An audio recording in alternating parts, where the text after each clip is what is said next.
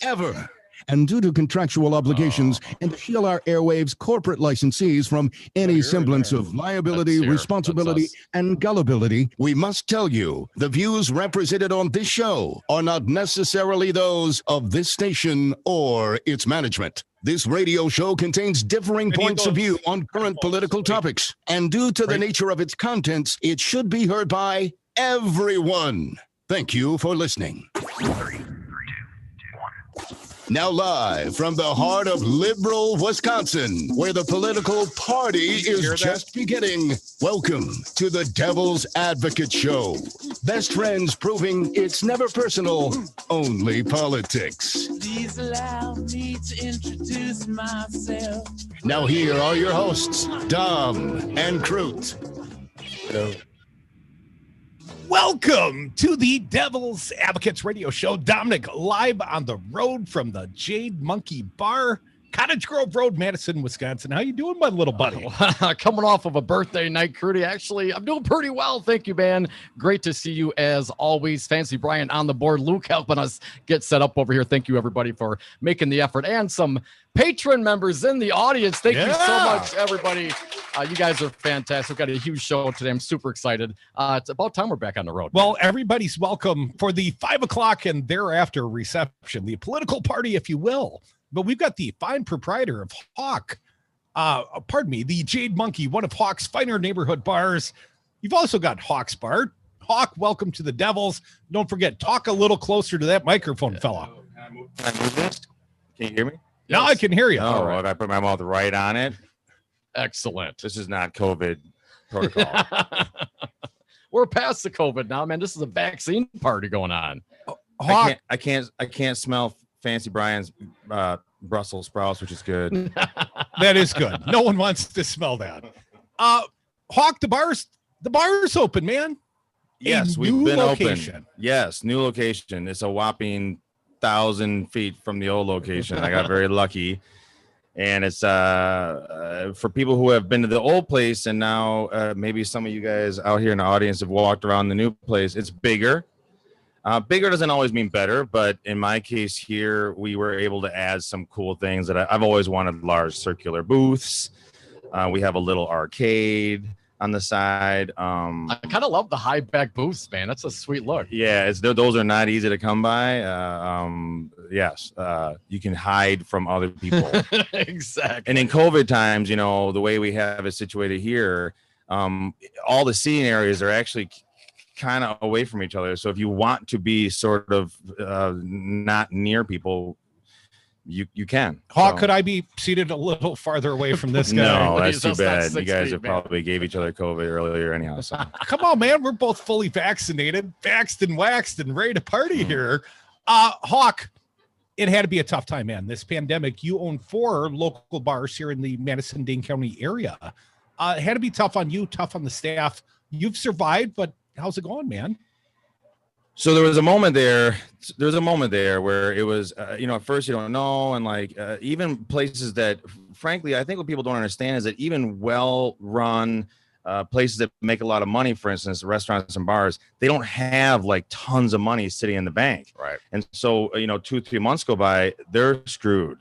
And so there was a time, I think it was like late fall, that things were shutting down again, and we're like, my wife literally made me pick a job. She's like, you need to pick something that you would do if this doesn't. So you were retraining for a future career outside the bar and hospitality. I have not known what I was gonna do. I was like, radio, I hear, is easy to get into. doesn't pay well. I don't think it pays the bills. There was a time it was a little frightening. Yeah.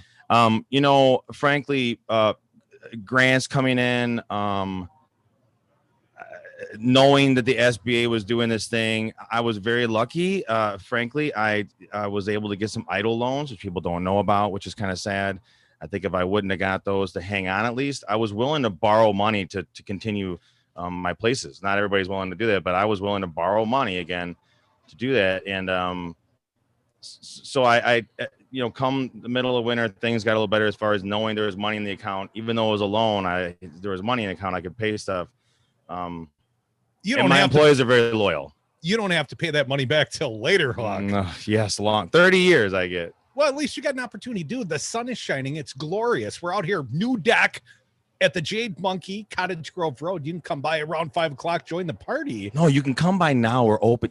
You can come now. Okay, you can come now. We're open. We're open now. We normally open at 3. You just can't come on the deck unless you're special. Unless you made reservations. That's right. You know, when we first planned this event, we were worried about too many people being out here. Yes. Crunched together. But, you know, it's glorious. We'll make room for you. Hawk, you designed a T-shirt and you invited one of your favorite state lawmakers down there in her district. Yes. It's green just for Melissa. Look at that. Oh, we made it green just so for we've Melissa. got the Summer Lovin' Tour 2021 Back to the Bars, a limited edition Only T-shirt. 48 available, and any kind of proceeds go to Second Harvest. Awesome. I'm just taking all the money that we get from this and just give it to hungry kids, frankly. Summer Tour 2021 with horns on the front. Yes. You got a 2XL? I got a lot of 2XLs because I'm in Wisconsin, so, you know. You might need a 3. I only got like 4 smalls. You might need a 3XL for our buddy Fancy Brian. Hawk, any other thoughts? We want to introduce State Senator Melissa Agard here in a moment, but any other thoughts other than come down? The bar's open right now. You know, I'll say this. My wife and I went to dinner Saturday night for the first time. It was a busy restaurant, and it's a little weird at first, okay? Like when you're out and you don't see a lot of masks. Yeah. And but what gave me solace and kind of felt safe was that Dane County has done a really, really good job of vaccinating, and we're one of the highest counties in the country. So you can feel safe going out. You really can, like to bars and restaurants. And like, I just want people to know you can feel that way. You can feel safe because we're highly vaccinated. So visit not just my place, visit your favorite restaurant and bar. You know, I'm all for supporting everybody's favorite place. So wherever that is, go visit them, have a good time, feel safe. Hawk, thank you so much for hosting the Summer Lovin' Party right here. Get your T-shirts. Find Hawk at the bar. How much are the T-shirts, Hawk? We'll go $20. $20. That's a good deal. Put me down for 2. Yeah, we'll make the money. We'll Second Harvest money. You know, I always give money to them for a meat raffle. So get a shirt. They're only 48. Claim them now. Get them now. Summer Lovin' Tour. Thanks, Hawk. Hey, Hawk, I want to introduce, thank you, Hawk, Sullivan, the proprietor, one of Hawk's Fighter neighborhood bars. We're at the Jade Monkey on Cottage Grove Road in Madison. And the bar is open now, and we've got a fine state senator from the great state of Wisconsin. She's our friend, Melissa Agard. And Melissa, I got to tell you, I don't want to say you're known entirely for your advocacy for legalizing marijuana, but it's why we love you most. One of the many reasons. Melissa, welcome to the party. Janet Bewley, your colleague over on the Senate side, said that's not the advocacy of the Democratic caucus. Melissa, did you call Senator Bewley and perhaps correct the record?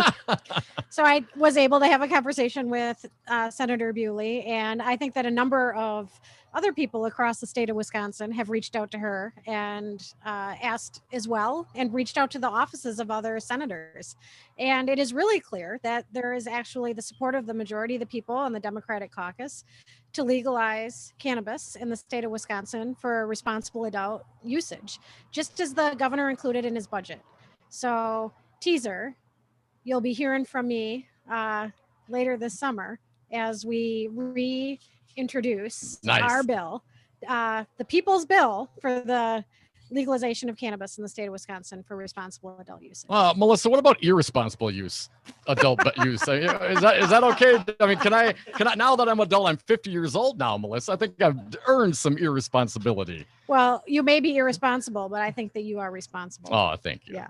I don't share that belief. I know this guy.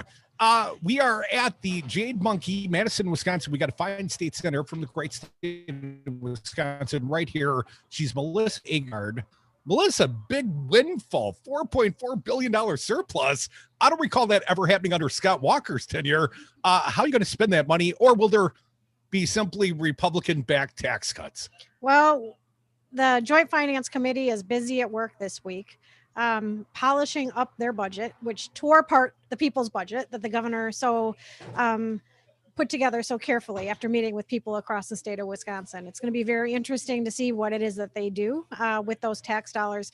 But frankly, I know that it's really very upsetting and egregious that we are not expanding healthcare in the state of Wisconsin, throwing away over $1.6 billion of money that could be coming to the state of Wisconsin, not expanding and investing in the state of Wisconsin's kids in our future and our public education in the way, potentially losing more billions of dollars, and not legalizing pot in the state of Wisconsin, looking at hundreds of millions of dollars as well as billions of dollars of economic impact.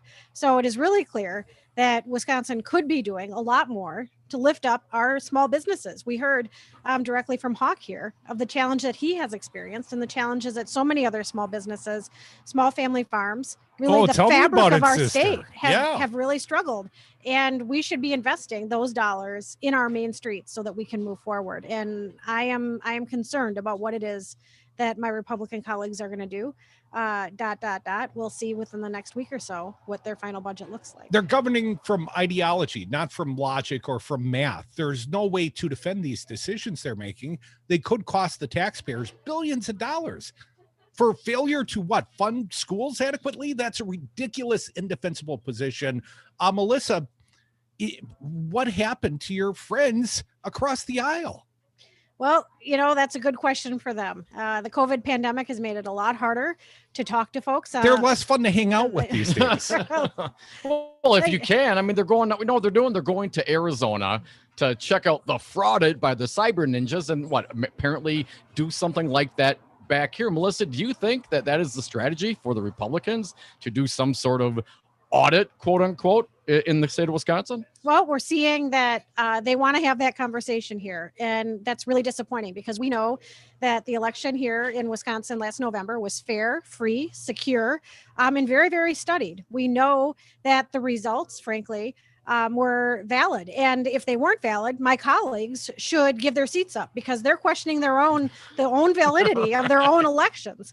It's past time that we stop stirring the pot and we lift up the good people of the state of Wisconsin. And this rhetoric and backwards shenanigans that is occurring by the Republican Party in Wisconsin it's damaging our state and it's damaging our kids' future. Senator Agard, you got a few more minutes for us? We'd like to ask you a few more questions. You bet. All right. We are at the Jade Monkey. We are having a little day drinking party.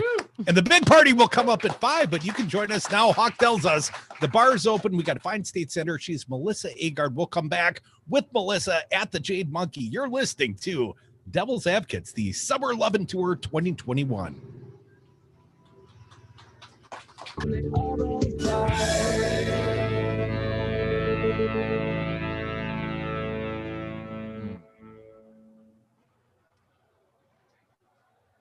Melissa from Michigan. I work an extra part-time job serving lunch at my child's school, but I still can't afford to put food on our table.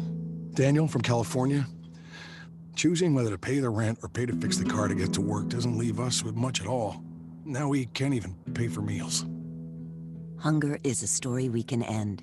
End it at feedingamerica.org. Brought to you by Feeding America and the Ad Council.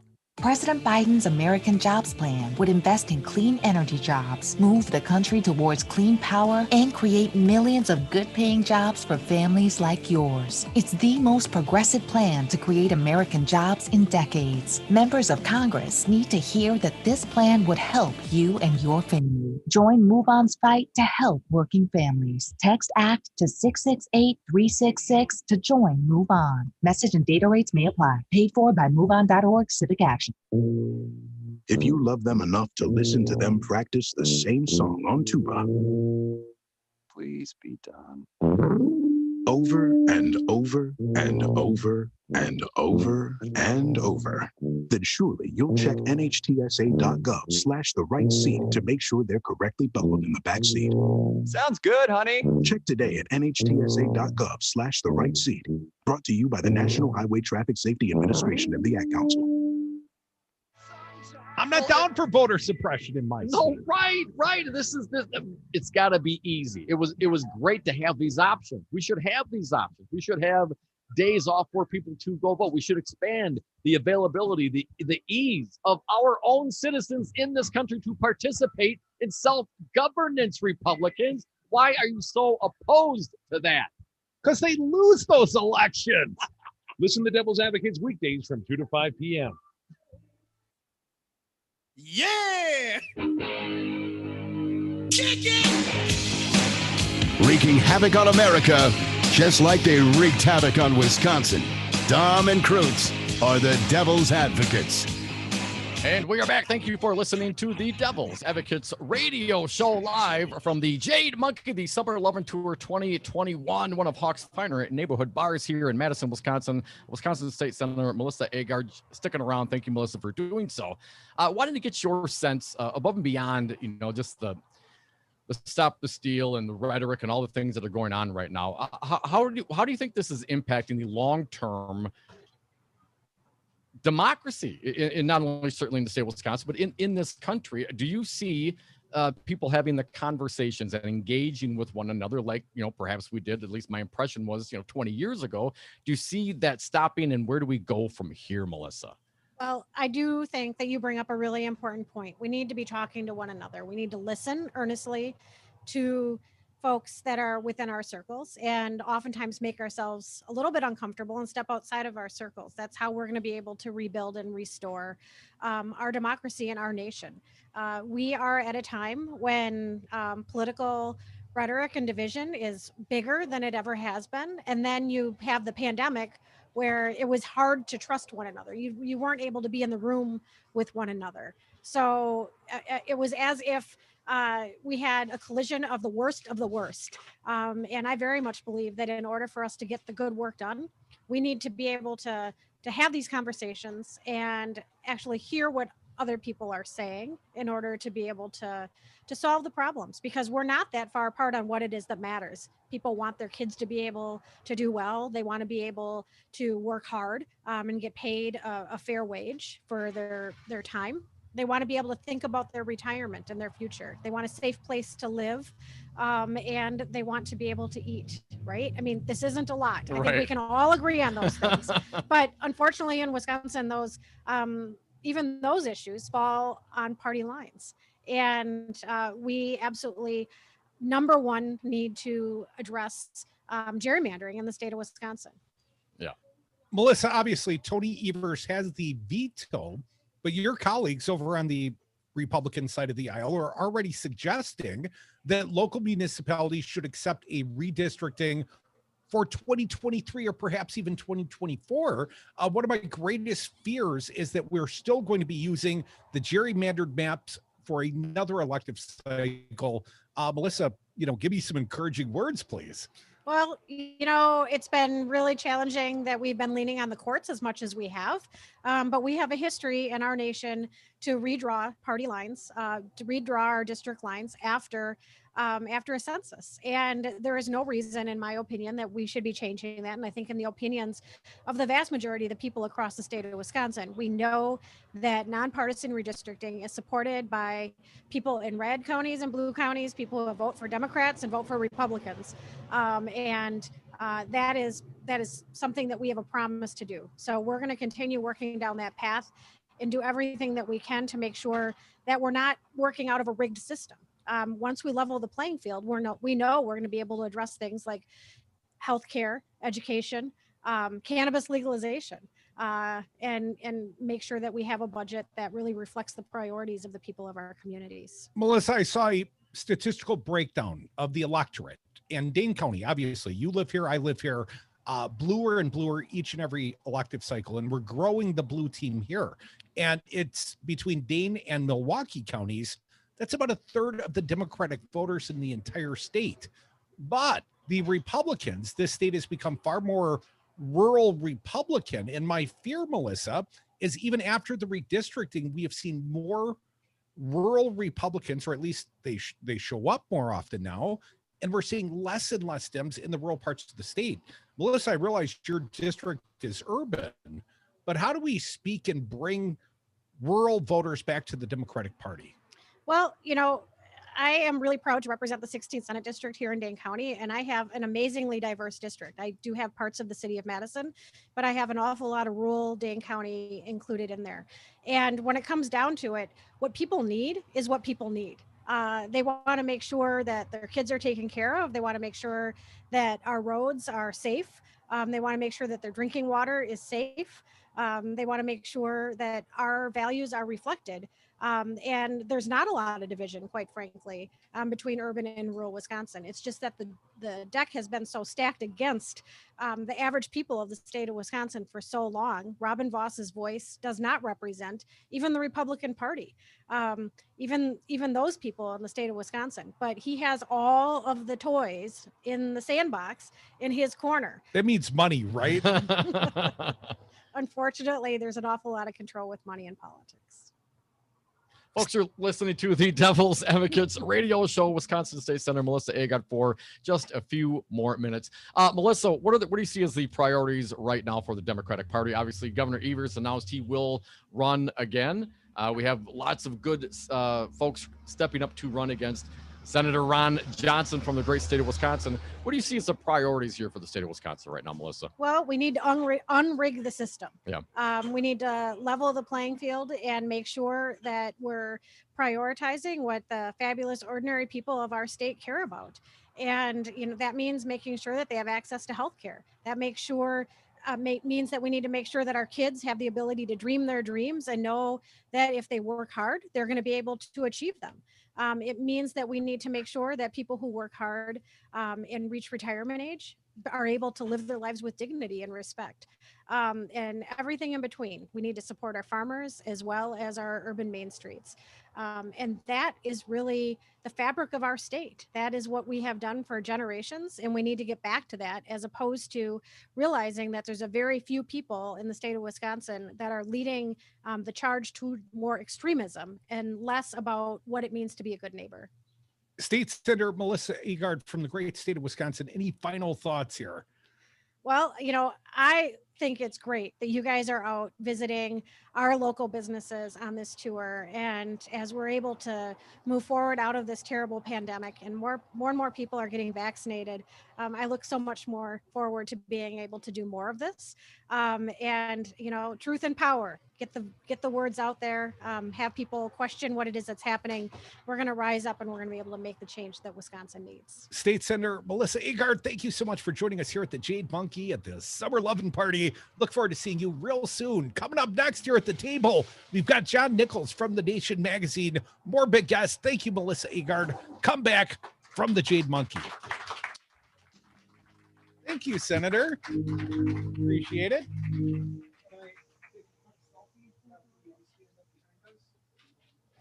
Good luck. We're all counting on you. This is the radio station you were looking for. Devil Radio 92.7. It surrounds us. It penetrates us. It binds the world together. Help me, Devil Radio. You're my only hope. Hi, this is Brad from Zero Res. If you need someone to help with your carpet cleaning, business or residence, please give us a call. We have the best system available and an amazing team of friendly technicians. Call us at 848-9000 or schedule online at zeroresmadison.com. Wisconsin is getting back to doing what it does best, enjoying themselves with friends and neighbors. If you're looking for a night out or kick-ass food, Johnny's Lounge at Beaver Dam is your place. Located at 519 Madison Street, right on the lake, Johnny's Lounge is a big patio with amazing views and a fun staff. Drink specials every night. Bar dice, flip cup, incredible burgers, kitchen open late, everything a Wisconsinite could want. Johnny's Lounge at Beaver Dam. It may not be possible to have too much fun, but we sure try. Madison, you say what? Each weeknight from 5 to 6, don't miss out on a single day of the Earl Ingram Show right here on Devil Radio 92.7 FM, 1580 AM. Donahue with an AP News Minute. According to a tally from Johns Hopkins University, the number of people who have died from the coronavirus has reached 600,000. President Biden has arrived in Geneva in Switzerland. He meets tomorrow with Russian President Vladimir Putin. Senate Majority Leader Chuck Schumer says President Biden will stand up to Vladimir Putin. In the history of our country, Americans have never seen a president of the United States support an adversary the way Trump supported President Putin on that stage in Helsinki nearly 3 years ago. We all remember President Trump standing next to Vladimir Putin and taking the word of a Russian intelligence officer over America's intelligence agencies. Newly released emails show Donald Trump pressured the Justice Department in his last weeks as president to investigate unsubstantiated claims of election fraud. Trump's Attorney General William Barr was among those who said there was no evidence of election fraud. I'm Ed Donahue. Did you know that feeling sluggish or weighed down could be signs that your digestive system isn't working at its best? But taking Metamucil every day can help. Metamucil supports your daily digestive health using a special plant-based fiber called psyllium. Psyllium works by forming a gel in your digestive system to trap and remove the waste that weighs you down. Metamucil's gelling action also helps to promote heart health and slows down sugar absorption to promote healthy blood sugar levels. Start feeling lighter and more energetic by taking Metamucil every day. It's like I blinked and suddenly all my business shifted to e-commerce. Now my business hours are whenever my customers need me. My customers want everything now and faster than ever. It's a whole different world. Your business is changing. The United States Postal Service is changing with it. We're bringing you fast, reliable shipping nationwide, and we're bringing it right when your customers need it. Let's discover new routes. Visit USPS.com/new routes. The United States Postal Service. Priority, you.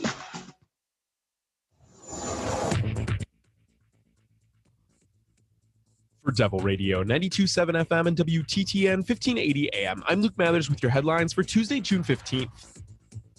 Unveiled at a community meeting on Monday, the Wisconsin Youth Symphony Orchestra will plan to build a $25 million, 40,000 square foot center on East Washington Avenue at the location of the now closed Avenue Club. The state-of-the-art music center has plans to open by the fall of 2023 and will be made possible by an $18 million pledge from art philanthropists Pleasant Rowland and Jerry Frautschi. Announced Monday, Maxwell Street Days will return to State Street this summer from July 15th through the 18th, a 4-day event. The event is being expanded from 3 days to 4 days in an effort to assist State Street businesses that have been suffering over the past 15 months. You're listening to Devil Radio, 92.7 FM and WTTN 1580 AM.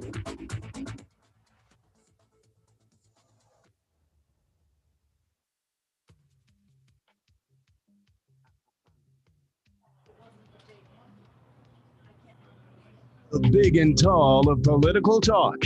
Dom and Krutz are the Devil's Advocates. Welcome back to the Devil's Advocates radio show, the Summer Lovin' Tour. Dom, we're in one of Hawk's finer neighborhood bars, or more accurately, we're on the deck here.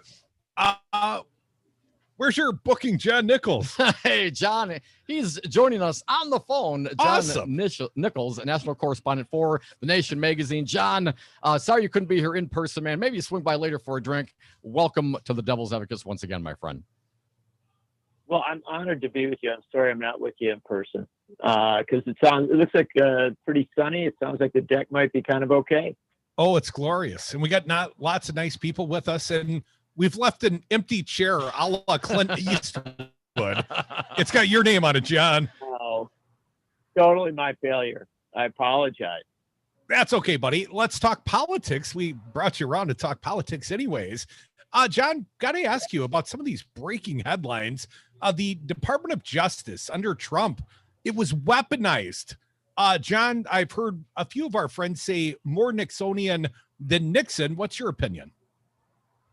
Oh, totally. I mean, Nixon, he's got to be kind of rolling over in whatever grave they put him in, going, thinking, man, what I could have gotten away with. And I mean, look, the fact of the matter is that Trump modeled his presidency on Nixon's. There's no question of that. I mean, the thing that ties them all together is people like Roy Cohn and all these folks that were, going back to Joe McCarthy, coming up through Nixon, the whole bit. So that's not a secret. But the weird thing about it is that folks like Nixon were a little bit constrained because they actually knew about politics. Trump knew nothing about politics. And so he treated the government like, a businessman would treat his business, and that is to abuse things wherever he can. And now we're starting to find a little bit.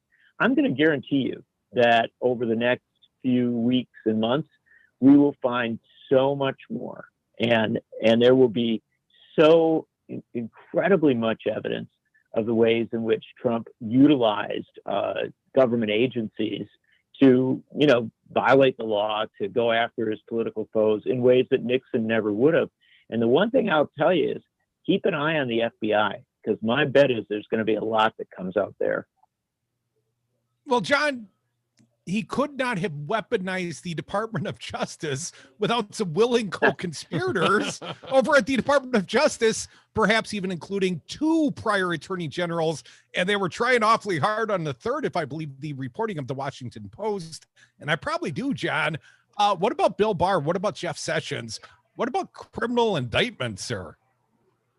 Absolutely. And, you know, look, there's a couple of things that are important on this.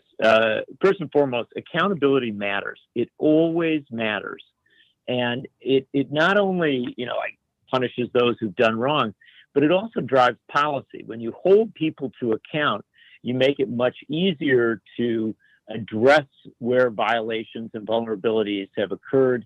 And it also makes it easier to hold future leaders to account. So it matters to do it just on that baseline. But then there's another element of it here as well.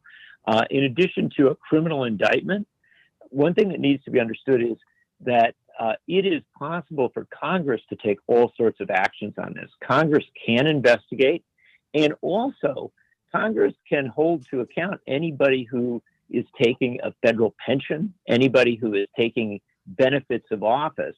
And so you can go after Sessions, you can go after Barr in an impeachment mode.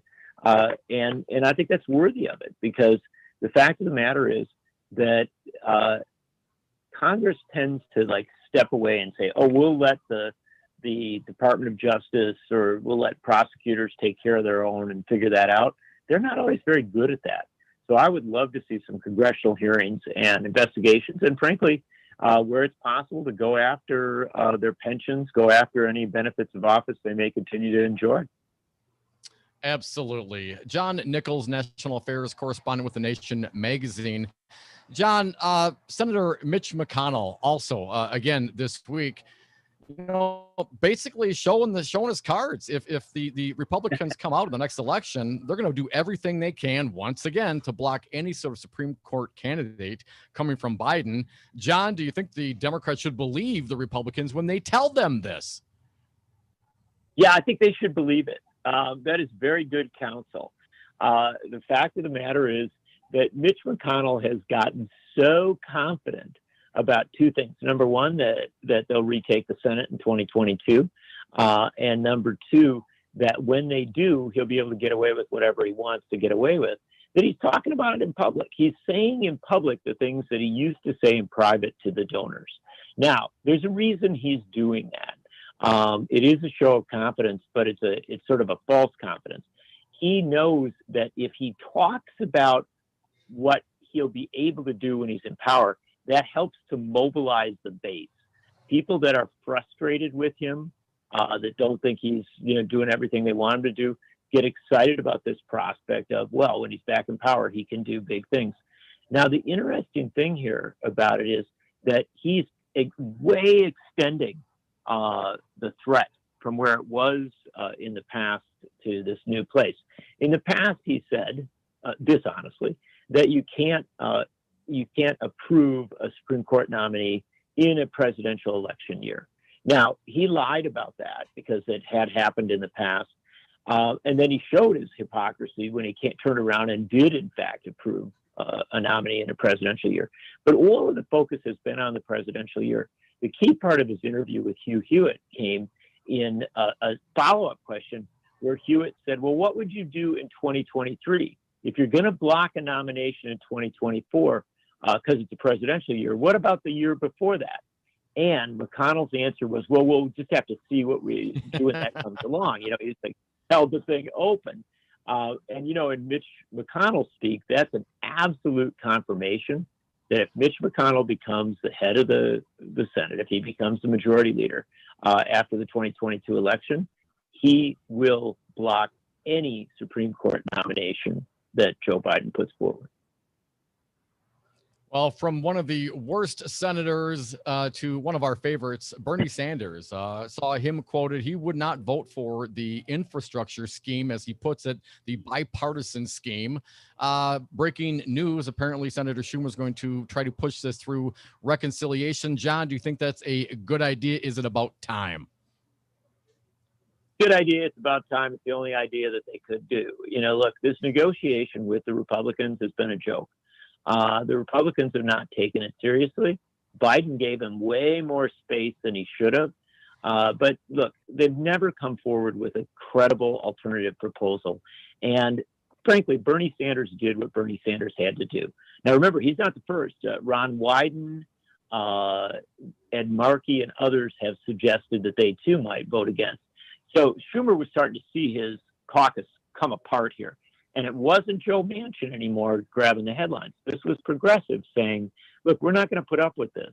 We're not going to be played on this sort of thing. And when Sanders came forward, that's when, Biden and Schumer knew it was over. The deals with the Republicans are done. So now what you move into is an interesting space where we should have been in from the start. And that is that Biden and Schumer have got to negotiate with Democrats. And that's an important thing to understand. The Democratic caucus is not entirely united. There's going to have to be some push and pull. But that becomes a whole lot easier because if you're going to reconciliation, instead of trying to get 10 Republicans to come across, and that's what you needed to have, and they never had 10 Republicans, now you only need to keep your Democratic caucus together.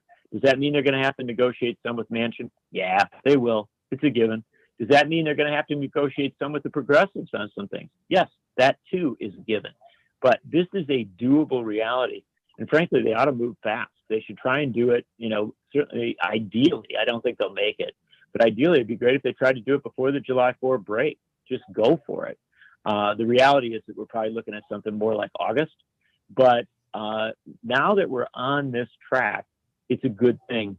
And the critical thing is to keep the major components of what Biden proposed in the package. Don't barter things off. Make sure that it deals with traditional infrastructure as well as broadband build out, the R&D stuff for the next economy, and most importantly, the $400 billion for caregiving, which is essential to helping families kind of get back into the groove after COVID. Our fine guest, John Nichols from The Nation. John, you're a man after my own heart. I share all of those opinions. I was ready for this a couple weeks ago, John. But let me ask you, if the Democrats deliver on infrastructure, I mean, I saw a Fox News poll over the weekend. One of the most important topics, according to Fox News, to all voters, infrastructure. If the Democrats can deliver and they don't water it down with Republican input, John, isn't there a greater likelihood they're going to hold the House and maybe even hold the Senate with a greater majority or a majority? It's absolutely, well, it is absolutely possible. And here's the critical thing. You pass the infrastructure bill, and then you keep on going and do reconciliation for the American Families Act, which has a lot of the social spending that's needed. I mean, the truth is that it's power in politics is sort of what did you do for me lately?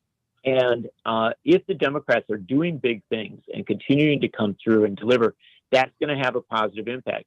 What the Democrats are proposing is very, very popular. And so passing it is benefits, but continuing to do things is also important.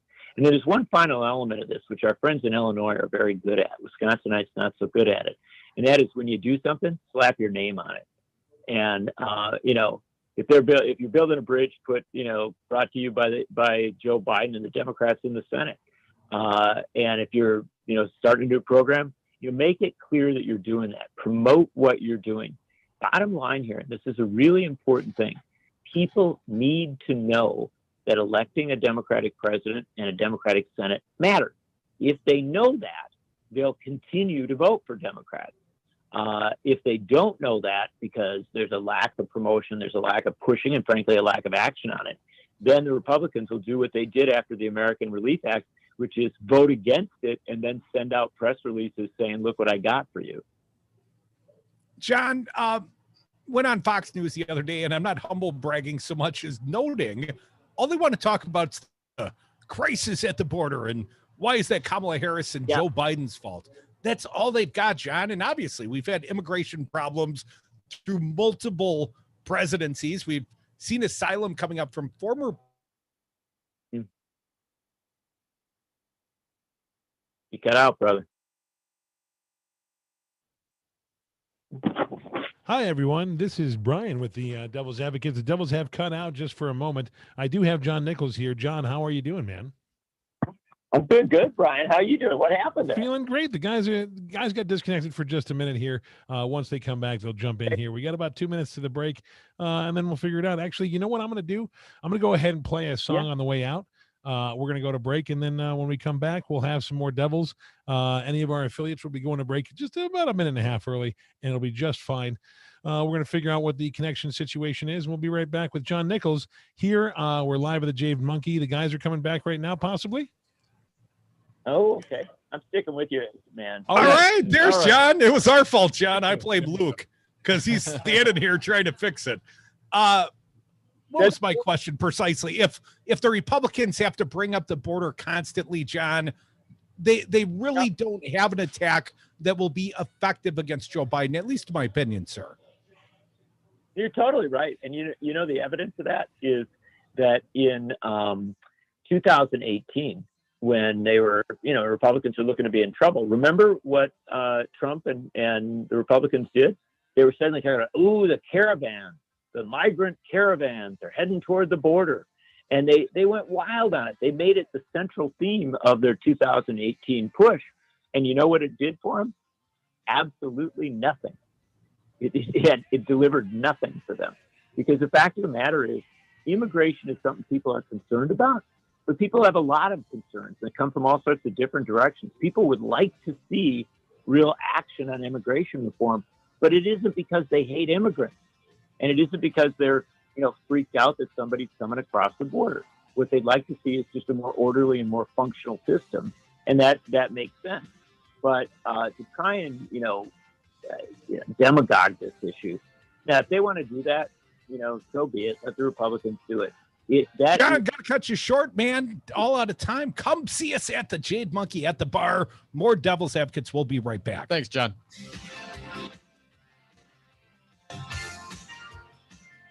Put your name on it.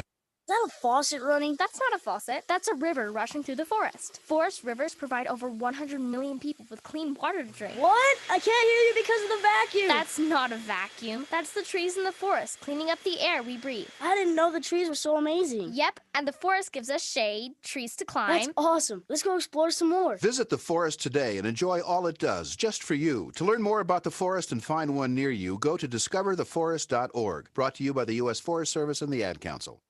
President Biden's American Jobs Plan would invest in clean energy jobs, move the country towards clean power, and create millions of good-paying jobs for families like yours. It's the most progressive plan to create American jobs in decades. Members of Congress need to hear that this plan would help you and your family. Join MoveOn's fight to help working families. Text ACT to 668-366 to join Move On. Message and data rates may apply. Paid for by MoveOn.org Civic Action.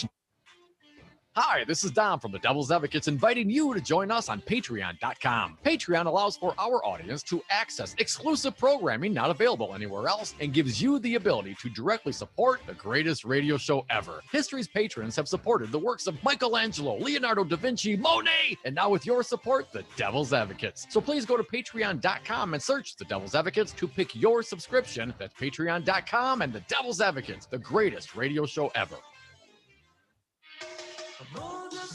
I'm not a big fan of righty-whitey talk radio, but if I'm going to tune in even for an hour a day, I really wish they'd have a live host. They've still got a Rush Limbaugh show, and the guy's been dead for a couple months. Playing like Best of Dead Rush. Do you know how weird that is? I make you this promise, Dom, after I'm dead, you don't have to keep playing my sound bites. Although I'm hoping you go first. The Devil's Advocates, weekdays from 2 to 5.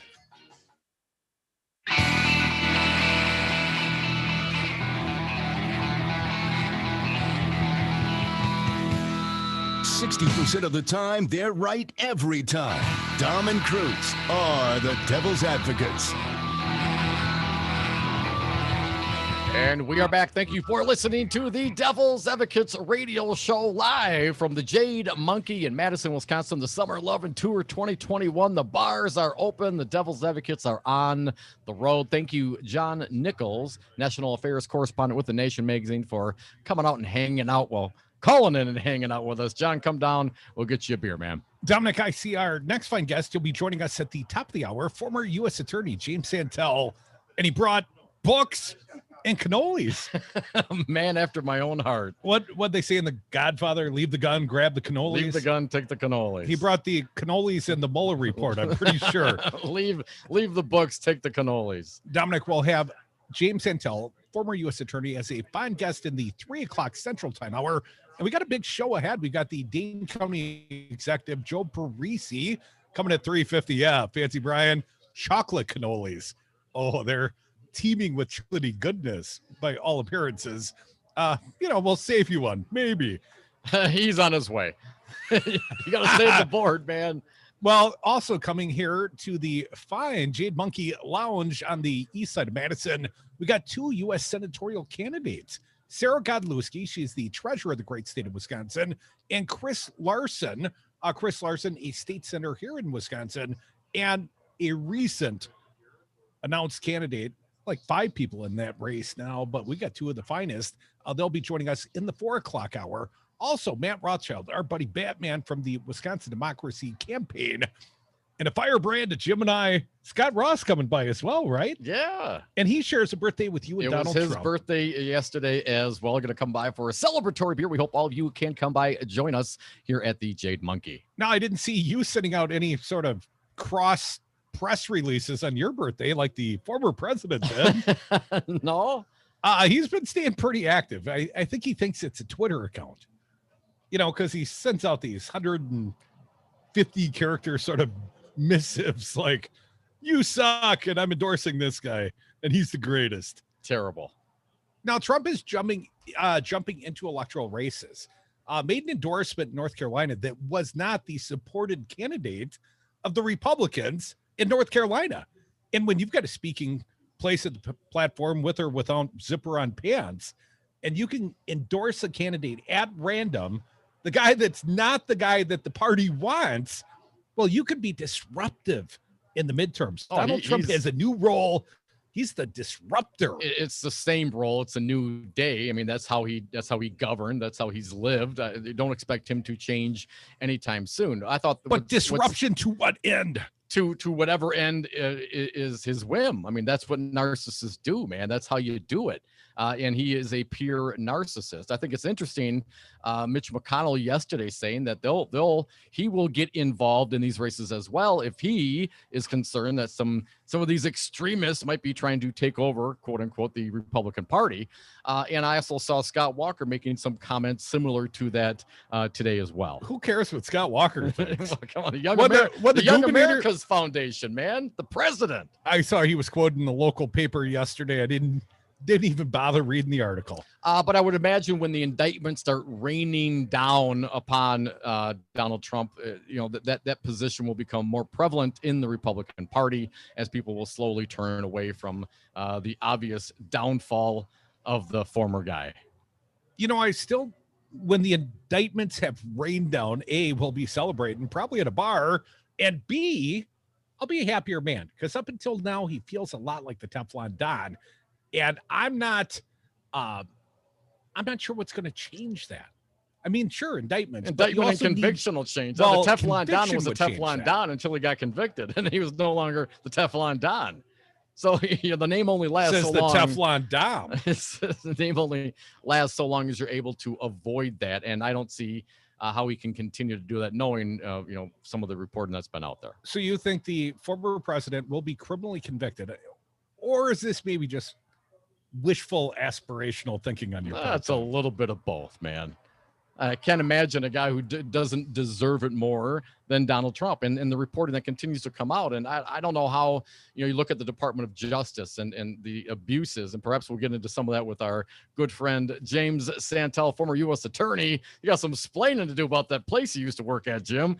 But yeah, I'm not clear how that, can you turn that on into some sort of criminality by the president, or is he insulated from that?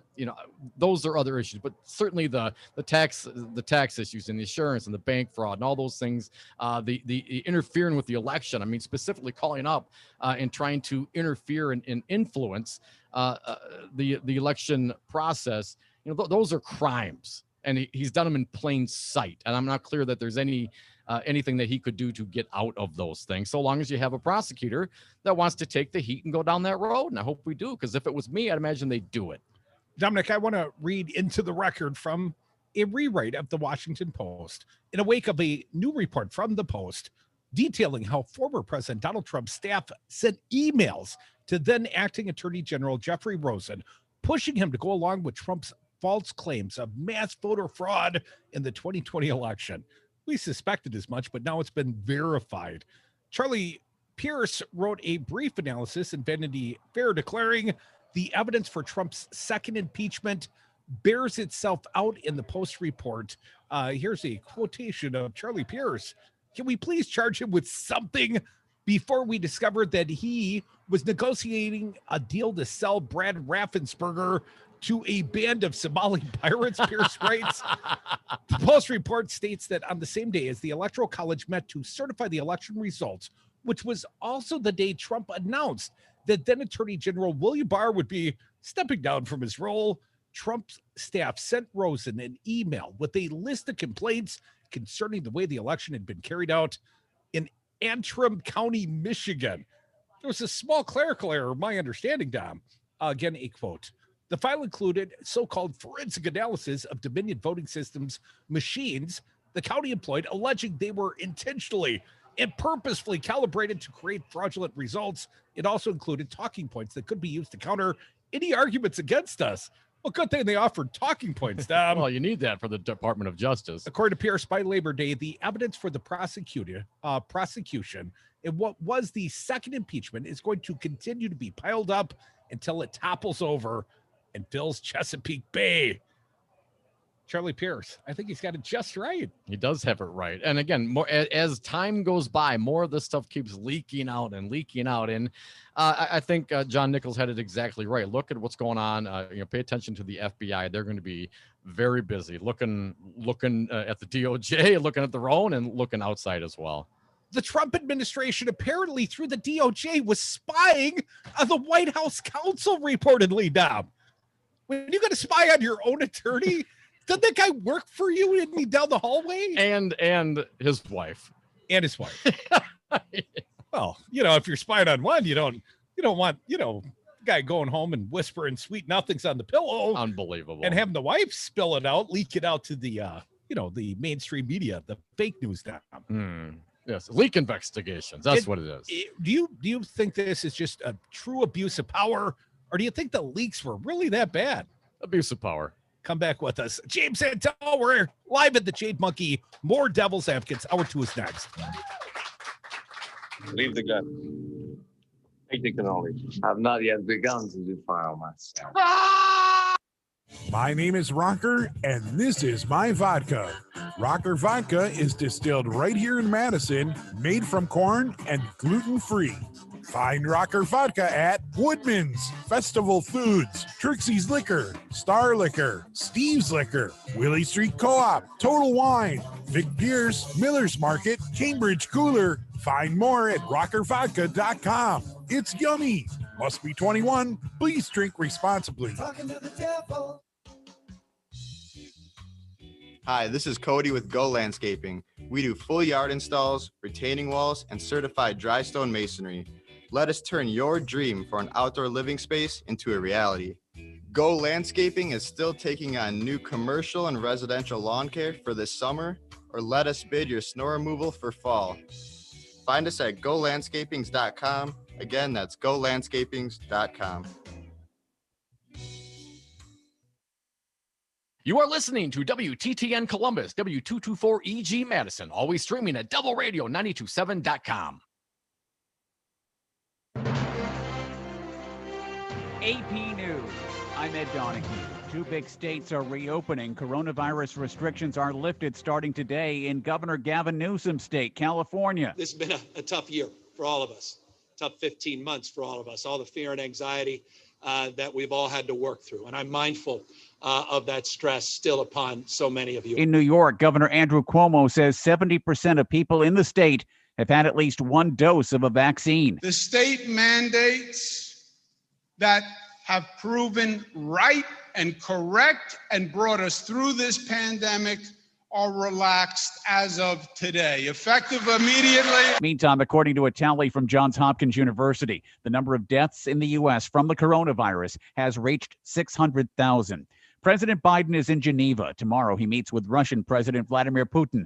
Texas Republican Congressman Michael McCall says the president should make clear to Putin there will be consequences for recent cyber attacks. Otherwise, bad behavior will continue. And make no mistake, Mr. Putin is testing the resolve of President Biden in these attacks. 4 people were shot and killed early this morning in Chicago. Dayton, Ohio Mayor Nan Shaley, the president of the U.S. Conference of Mayors, says enough is enough. Today, I, along with several other leaders in the U.S. Conference of Mayors, have sent a letter to President Biden asking that he make the ending this crisis a priority for his administration. Speaker Nancy Pelosi says the House will move ahead with investigations of the January Capitol riot now that a bill to create an independent commission stalled in the Senate. Shelby Houlihan, the American record holder in the 1,500 and 5,000 meters, was banned for 4 years after failing to prove tainted pork from a burrito caused her positive test for an anabolic steroid. Houlihan cannot compete in the Paris Olympics in 2024. This is AP News. Did you know that feeling sluggish or weighed down could be signs that your digestive system isn't working at its best? But taking Metamucil every day can help. Metamucil supports your daily digestive health using a special plant-based fiber called psyllium. Psyllium works by forming a gel in your digestive system to trap and remove the waste that weighs you down. Metamucil's gelling action also helps to promote heart health and slows down sugar absorption to promote healthy blood sugar levels. Start feeling lighter and more energetic by taking Metamucil every day. It's like I blinked and suddenly all my business shifted to e-commerce. Now, my business hours are whenever my customers need me. My customers want everything now and faster than ever. It's a whole different world. Your business is changing. The United States Postal Service is changing with it. We're bringing you fast, reliable shipping nationwide, and we're bringing it right when your customers need it. Let's discover new routes. Visit USPS.com/new routes. The United States Postal Service. Priority, you. This is Dom from the Devil's Advocates, inviting all our patrons to join us for an exclusive live broadcast at one of Hawk's finer neighborhood bars, the Jade Monkey Cocktail Lounge, located at 217 Cottage Grove Road in Madison on Tuesday, June 15th. Seating is limited, so please go to patreon.com, search for the Devil's Advocates, the greatest radio show ever, and sign up to be a patron. Join us June 15th, 2 to 5 p.m. at the Jade Monkey in Madison for a live broadcast. Then stick around for the political party, open to the public, 5 to 7 p.m. See you then. President Biden's American Jobs Plan would invest in clean energy jobs, move the country towards clean power, and create millions of good-paying jobs for families like yours. It's the most progressive plan to create American jobs in decades. Members of Congress need to hear that this plan would help you and your family. Join Move On's fight to help working families. Text ACT to 668-366 to join Move On. Message and data rates may apply. Paid for by MoveOn.org Civic Action. Hey folks, Patrick here from Pegasus Games, here to remind you that we're open for all your at-home gaming needs, both online at pegasusgames.com or in-store from noon to 6, with extended hours on Saturday and Sunday morning from 10 a.m. to noon for high-risk customers. From our new line of puzzles to pass the time, to the perfect board game to reconnect with family and friends. Walk-ins welcome or curbside pickup available over the phone or online at pegasusgames.com. Pegasus Games, home to games you never outgrow. Hey, Dom, is your carpeting starting to have a little bit of a funk to it? That's a bit of a personal question, Crudy. No, I know this is a really busy time for one of our sponsors, Zero Res of Madison. People want a cleaner, healthier home. You mean spending the entire quarantine locked in with bacteria and allergens isn't healthy? Who knew? You want to get it professionally cleaned well before it gets funky. Even if you vacuum frequently, I vacuum a lot. You still need to get it professionally cleaned. Schedule your carpet cleaning online at ZeroResMadison.com. Tell them the Devil's Advocate sent you.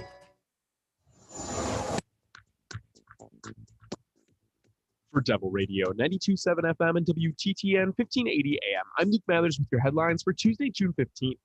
New data from the CDC indicates rural communities are falling behind in the country's race to have 70% of Americans receive their first COVID-19 vaccine shot by the 4th of July. The CDC warns that pockets of unvaccinated individuals will make it more difficult to put an end to the COVID-19 pandemic. The Legislative Fiscal Bureau is reporting Wisconsin taxpayers have had to cover more than $8.5 million over the past 3 years for attorneys hired by Republican lawmakers. The cases range from fighting Governor Tony Evers' COVID-19 pandemic responses, attempting to change election laws in the state, and defending lame duck litigation. Forecast of a mix of sunshine and clouds throughout the day with a high of 80 degrees. Mostly clear skies expected this evening with winds up to 10 miles an hour and a low around 52 degrees. You're listening to Devil Radio 92.7 FM and WTTN 1580 AM. Warning, you are about to listen to the greatest radio show ever. And due to contractual obligations and to shield our airwaves' corporate licensees from any semblance of liability, responsibility, and gullibility, we must tell you the views represented on this show are not necessarily those of this station or its management. This radio show contains differing points of view on current political topics, and due to the nature of its contents, it should be heard by everyone. Thank you for listening.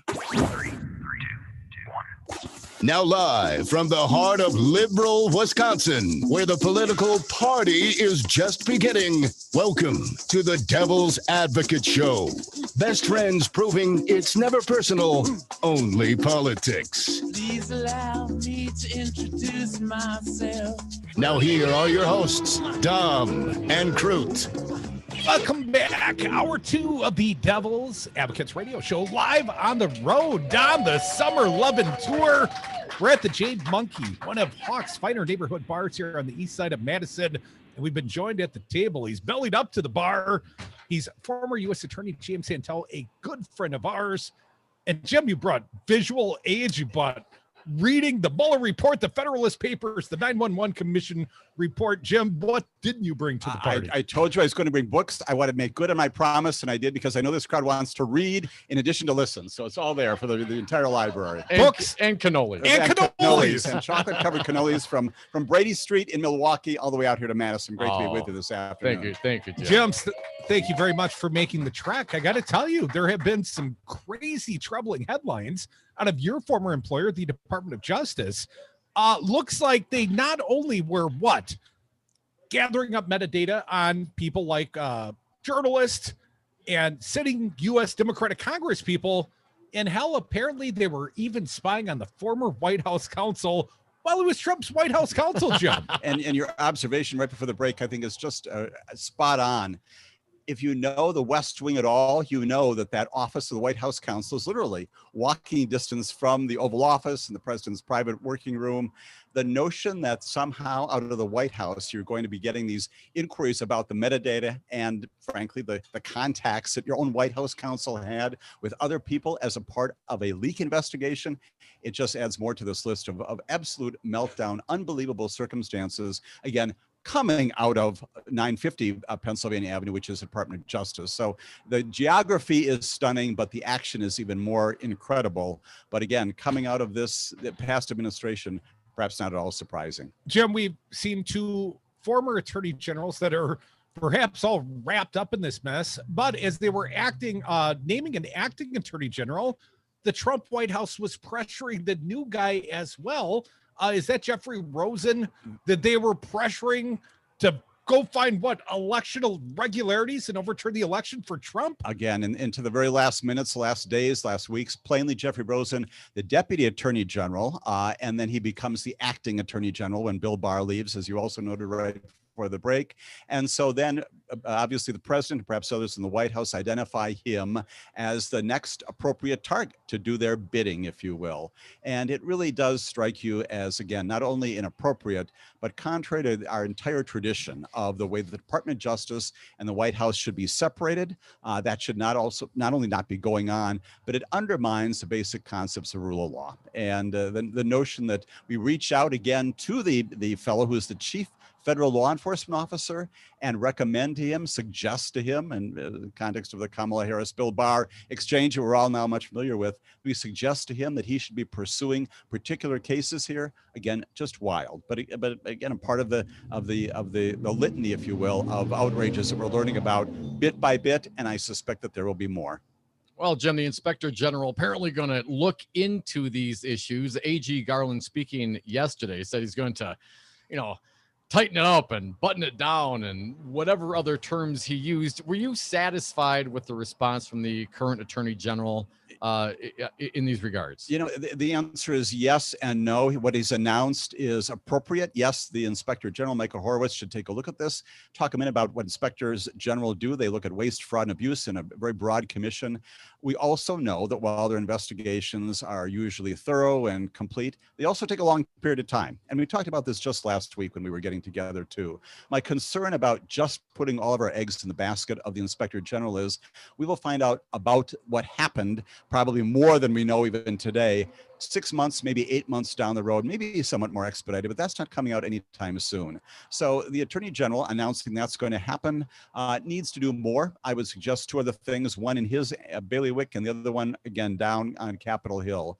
Frankly, we talked about Lisa Monaco. She has got responsibility over those folks who remain in the Department of Justice. She's the Deputy Attorney General. She's the Deputy Attorney General under Merrick Garland. She's kind of the COO, if you will, of the Department of Justice. And she would be the one calling those folks in saying, hey, tell me what was going on. Describe for me, were we in fact, what is the predicate for our seeking these grand jury subpoenas, the gag order with respect to the judge? And it's not inappropriate, even in the context of an undertaken investigation by the Inspector General for the Department of Justice, through Lisa Monaco, through the Attorney General himself, to say, we're not providing you with all the information. Here is what we know about what happened. And especially focusing on those questions we talked about last week. What was the basis for believing that Adam Schiff and Eric Swalwell, and now, of course, obviously the journalists as well, and yes, now indeed Don McGahn, again at the White House, what was the basis for believing that grand jury subpoenas as to their metadata was predicated upon belief that it would lead to information about the leak? Now, we don't necessarily need to know what that is, but just some confirmation that in fact there was a there or there wasn't a there. I think the American public needs to have some more assurance than simply the confidence that this will be investigated. And then down on Capitol Hill, yep, we got Jerry Nadler, we got the United States Senate saying, we're going to take a look at this too. Highly appropriate, as I said last week, firing on all these cylinders, each one of which adds to the full story. James Santelle, former U.S. Attorney, joining us. If the Department of Justice, as it seems to be, was such a cluster F, Jim, is it entirely possible that some people didn't know that they were passing out and issuing these subpoenas like candy? Right. You know, there are 2 possibilities here that explain this, thinking through this. You know, the one that's incredible, especially when we think about plainly the denials by everyone from Rod Rosenstein to Jeff Sessions and Bill Barr saying, you know what, I knew nothing about any of this. That's what they've said in recent days. And if that's true, if that is true, that's a big underline Jim. that, Tom, as you will do for me. If that is true, that is an incredible thing. Because what you've got is then a complete breakdown inside the Department of Justice about the normal processes. You cannot even pursue a grand jury subpoena. Certainly as U.S. Attorney, I would never have done that, could not do that absent authorization at the highest level. So if that is true, there are 1 or 2 other possibilities here. Let's look at the legitimate one first. Legitimate one would be, okay, if they happen to have stumbled upon lists of telephone numbers, for example, in another investigation, not targeting those particular individuals on Capitol Hill, and it happens to be that Adam Schiff's number is among that list of numbers you've gotten from some other source. Something that similarly happened to Devin Nunes. Exactly, right? You know, so you're doing some other investigation, that number comes up. All right, that you wouldn't know you're stumbling upon that. You wouldn't therefore advise the Attorney General. So there's that remote possibility. Or the other one is the one that none of us likes, right? And we're all smiling knowingly. And that is that we do have somebody, assuming again, these attorneys general are accurate in their denials. We do have somebody inside the Department of Justice, past, present, perhaps, who is issuing these subpoenas on her or his own. Again, that scares me. That is more than just a reason to be having our tongue in our cheek and being smiling knowingly here, just smile knowingly. That is a reason for the Department of Justice's reputation, number one, to have been soiled in the past, needing a huge amount of restoration to this day.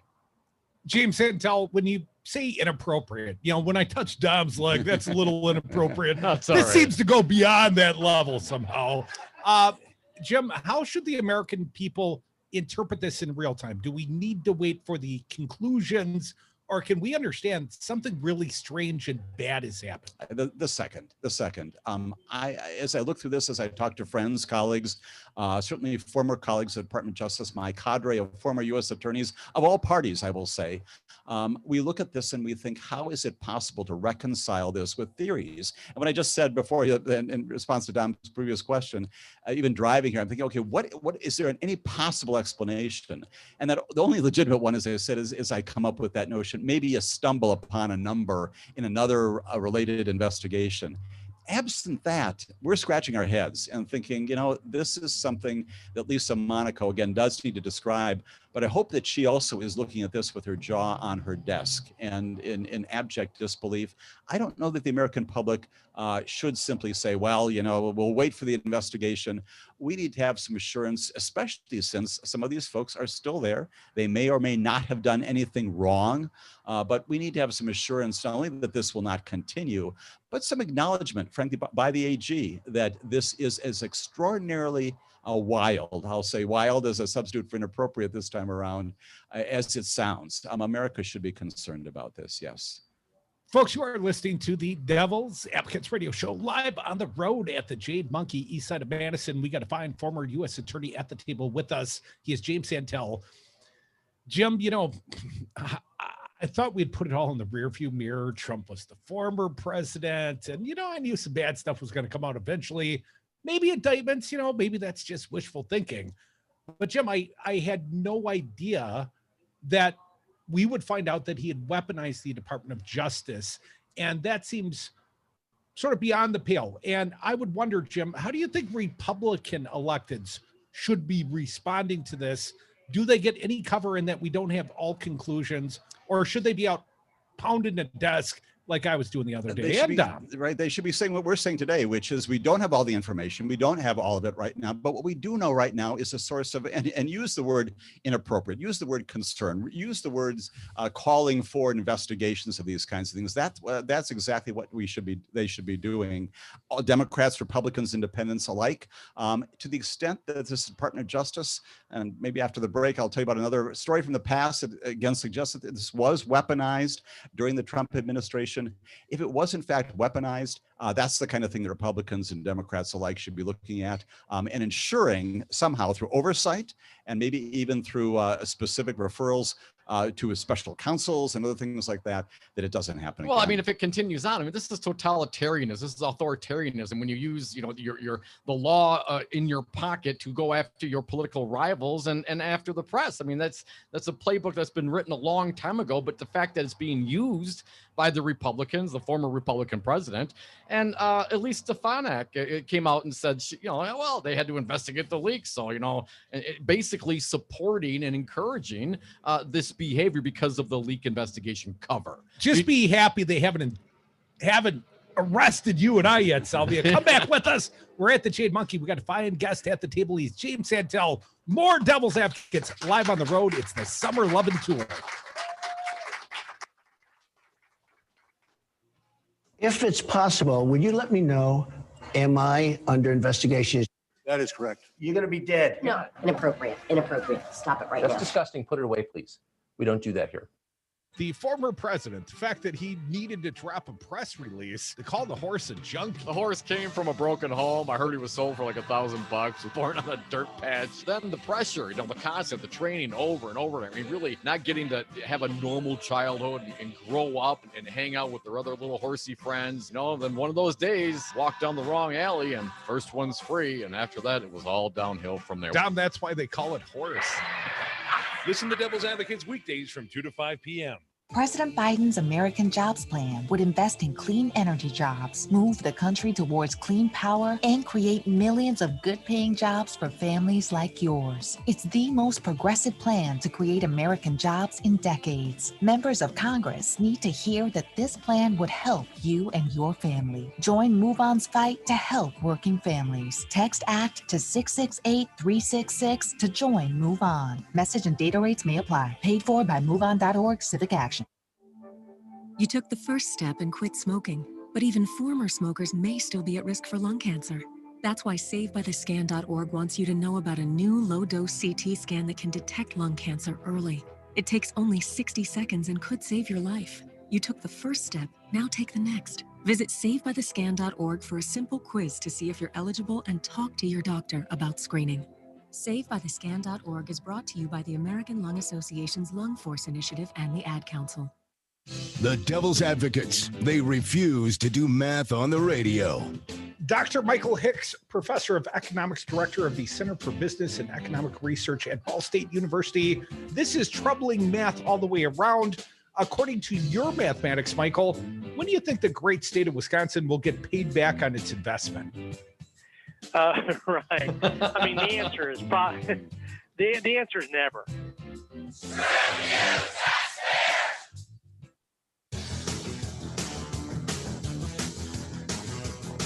I would have gotten away with it too if it wasn't for those meddling Devil's Advocates. And we are back. Thank you for listening to the Devil's Advocates radio show live from the Jade Monkey in Madison, the Summer Love and Tour 2021, continuing our fine guest, former U.S. Attorney James Santelle. Jim, before I was so rudely interrupted by the break, I got to ask you, the investigation by the former administration into the leaks. This is not the first president to go down that road, not the first president, certainly not the last, going to have leaks going on under their nose. Is that enough predicate? Is that enough justification in your mind to do the things that we now know have been done? The question once again is what is your predication? What is your predicate? What is your basis for doing it? You're absolutely right.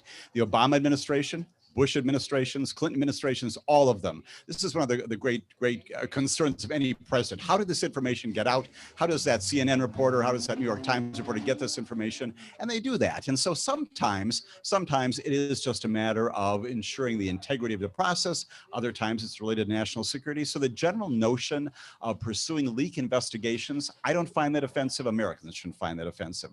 The question is, how do you go about doing it? And again, if I have a suspicion that you, Dom, are leaking information, I've got to have some basis for believing that. It doesn't have to be a whole lot. Somebody has to come to me and say, you know what, I see him meeting on a regular basis with this Crute fellow, and he's sitting down and chatting over coffee or something. I saw something on his desk. It's going to be booze. Something like that. Something that would suggest that there's a connection here. I can't simply look around and say, hey, who in 2017 and 2018, who's saying nasty things about us? And they happen to be Adam Schiff. They happen to be obviously other congressmen, including Eric Swalwell. Oh, by the way, we think that our own White House counsel may or may not be cooperating with the Mueller investigation. And, he's plainly not doing what I want him to do, which is to fire people who are pursuing these investigations. I can't simply say, I don't like those people, or they're doing something I don't like. That is not a sufficient justice-based predicate for doing it. That's the question that has to be asked. That's what I think the long-term investigation can do. And as I said before, I think that is the extent, that's the point that Lisa Monaco could in fact provide some information about to the American public to give us some sense, some confidence that again, in this administration, which will continue to do leak investigations, that practice will be predicated upon some reason to believe there's a basis for issuing grand jury subpoena and then talking to a judge to keep it quiet. That's the other piece of this. What did you tell that judge? What does he or she know? What did you say to them that also suggests this was not simply a fishing expedition, or as we talked last week, this is not a list of people who we didn't like that we're going after. And so that's what the focus should be. Jim, Trump could not have weaponized the Department of Justice without, enablers within the department itself. Setting aside, Trump and Barr and Sessions at this point, if you're talking about rank and file people in there just doing the job, if they were wrapped up in this and it turns out to be something that didn't have proper rationale in order to issue these, what should happen to them professionally, Jim? Sure. The answer is number one. If you have, again, the Department of Justice has not only an ethics code, principles of proper behavior and conduct, plainly the bars of the state in which I'm licensed here in the state of Wisconsin, those folks should take a look at it. Plainly, termination is an option, suspension, all kinds of things can be done in terms of discipline for lawyers who have not abided by the fundamental principles, the ethic principles. if you have engaged, of course, in criminal conduct, and we don't know where this goes yet, but that's an entirely related but a different set of concerns. Plainly, if you can be the subject of an indictment if you have engaged in criminal conduct violative of the law, including obstruction of justice. And to your point, Dom, about the extent to which the department has been weaponized and people inside, I recall a conversation that we had way back about a year ago. There's this fellow named Jeffrey Clark. Remember this story? He's the acting assistant attorney general for the civil division, also ENRD, which is the environmental division, which is also a curious thing. And what happens? He gets called over to the White House. This is while Jeff Rosen is the attorney general now, and they have this sort of apprentice-like presentation to the president, apparently in the Oval Office, about who should be in charge of the Department of Justice. And Jeffrey Clark almost effects a coup, and it's thwarted only because Rosen and others say, you know what, if that happens, we're all resigning. This will be a Saturday Night Live massacre. I think about that, anticipating our discussion today, because if that is the kind of atmosphere that was going on inside the Department of Justice, that someone at that fairly high level, Assistant Attorney General for the Civil Division and environmental cases, has access to the president and plainly is put on the same level as the acting attorney general. And again, we have this engagement about who would be best responsible for the department and advancing the president's agenda there. That again suggests to me a department that is, I don't want to say completely out of control, but has people at high levels who are not doing their jobs. Jim, you grabbed a blast from the past. I'd like to throw one back at you. Lev Parnas. He was on CNN this morning feeling duly vindicated by the new Giuliani tapes. Anyone that took part in either impeachment 1 or impeachment 2, they've all got to be feeling fairly vindicated by the headlines this week, Jim. Absolutely. And so, all these folks, whether we like them or not as personalities, they all came forward. I would add, as I often do, Michael Cohen to that list. I'm not normally inclined to quote from him, but he was also one of these fellows who described the way that the president acted and behaved. He knows him best. He was plainly his fixer for a long period of time. I don't think we need to embrace Michael Cohen as a wonderful human being. On the other hand, everybody, the Lev Parnases, the Igor Frumans of the world, those kinds of people who described what was going on, their connections with Rudy Giuliani, this strange relationship with this counselor to the president, former U.S. attorney, former mayor of the city of New York, all those connections we're now seeing revealed more and more. And the thing that I would add to that, Mike, is this. We're going to see more of this, right? This is we're seeing the process right now of this particular thing coming forward. I'm concerned about the extent of the president was plainly very concerned and disliked federal judges, right? Remember the attacks on the Supreme Court? Remember the so-called Mexican judge in Ohio? What did we do with respect to them? Please tell me again, as I often am now rhetorically saying, that we're not going after federal judges and pulling their tax returns or issuing subpoenas there. Those kinds of things, the atmosphere, if it was in fact troubled at that time and not under the supervision of good people, those things could have happened. We'll learn more about it as time rolls out. Former U.S. Attorney James Santelle, never enough time, never enough cannolis. Thank you so much. Always a pleasure for joining us here today. at the Jade Monkey. We are the Devil's Advocates. It's the Summer of Love Tour. Come back to the party.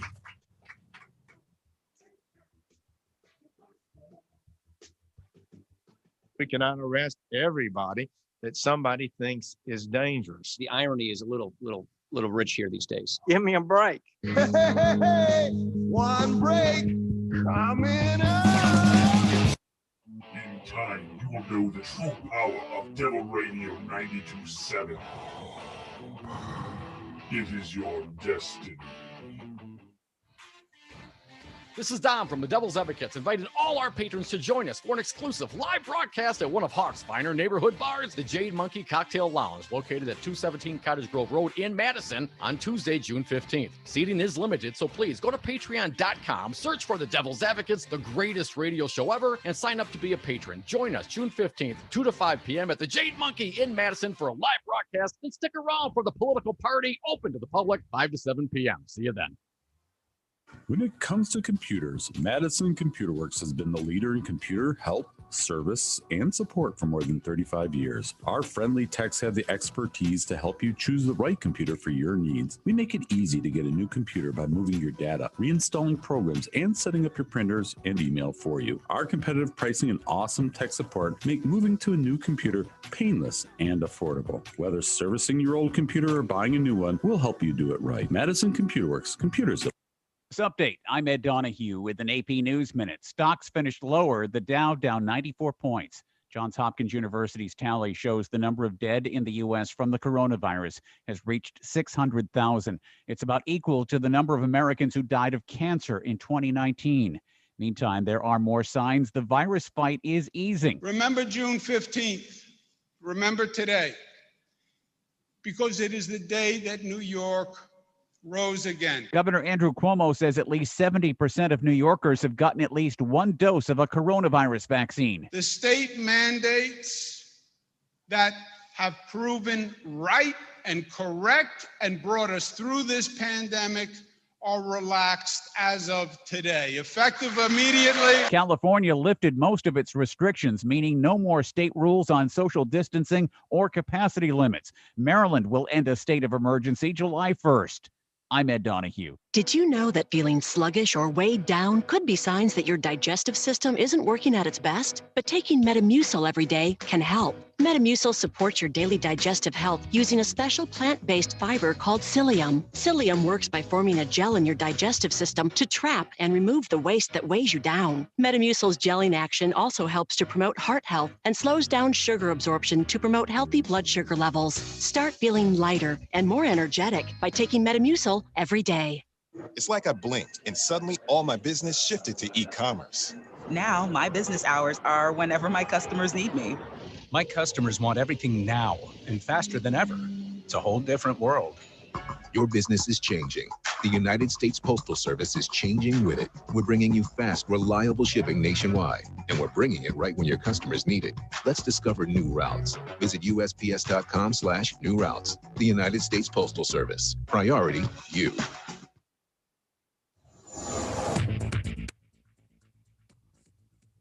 For Devil Radio, 92.7 FM and WTTN 1580 AM, I'm Luke Mathers with your headlines for Tuesday, June 15th.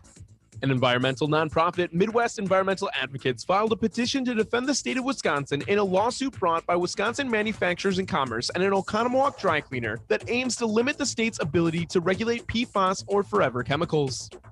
Health departments in Wisconsin have a larger supply of Johnson & Johnson COVID-19 vaccine doses than the demand for the single-shot vaccine. Despite the vaccine being cleared safe by the CDC after a temporary pause this spring, community clinics around the state are saying they need to rebuild the trust for the J&J vaccine. Wisconsin school districts are bracing for what education experts believe may be a boom in kindergarten enrollment this fall on the tail end of the COVID-19 pandemic. You're listening to Devil Radio, 92.7 FM and WTTN 1580 AM.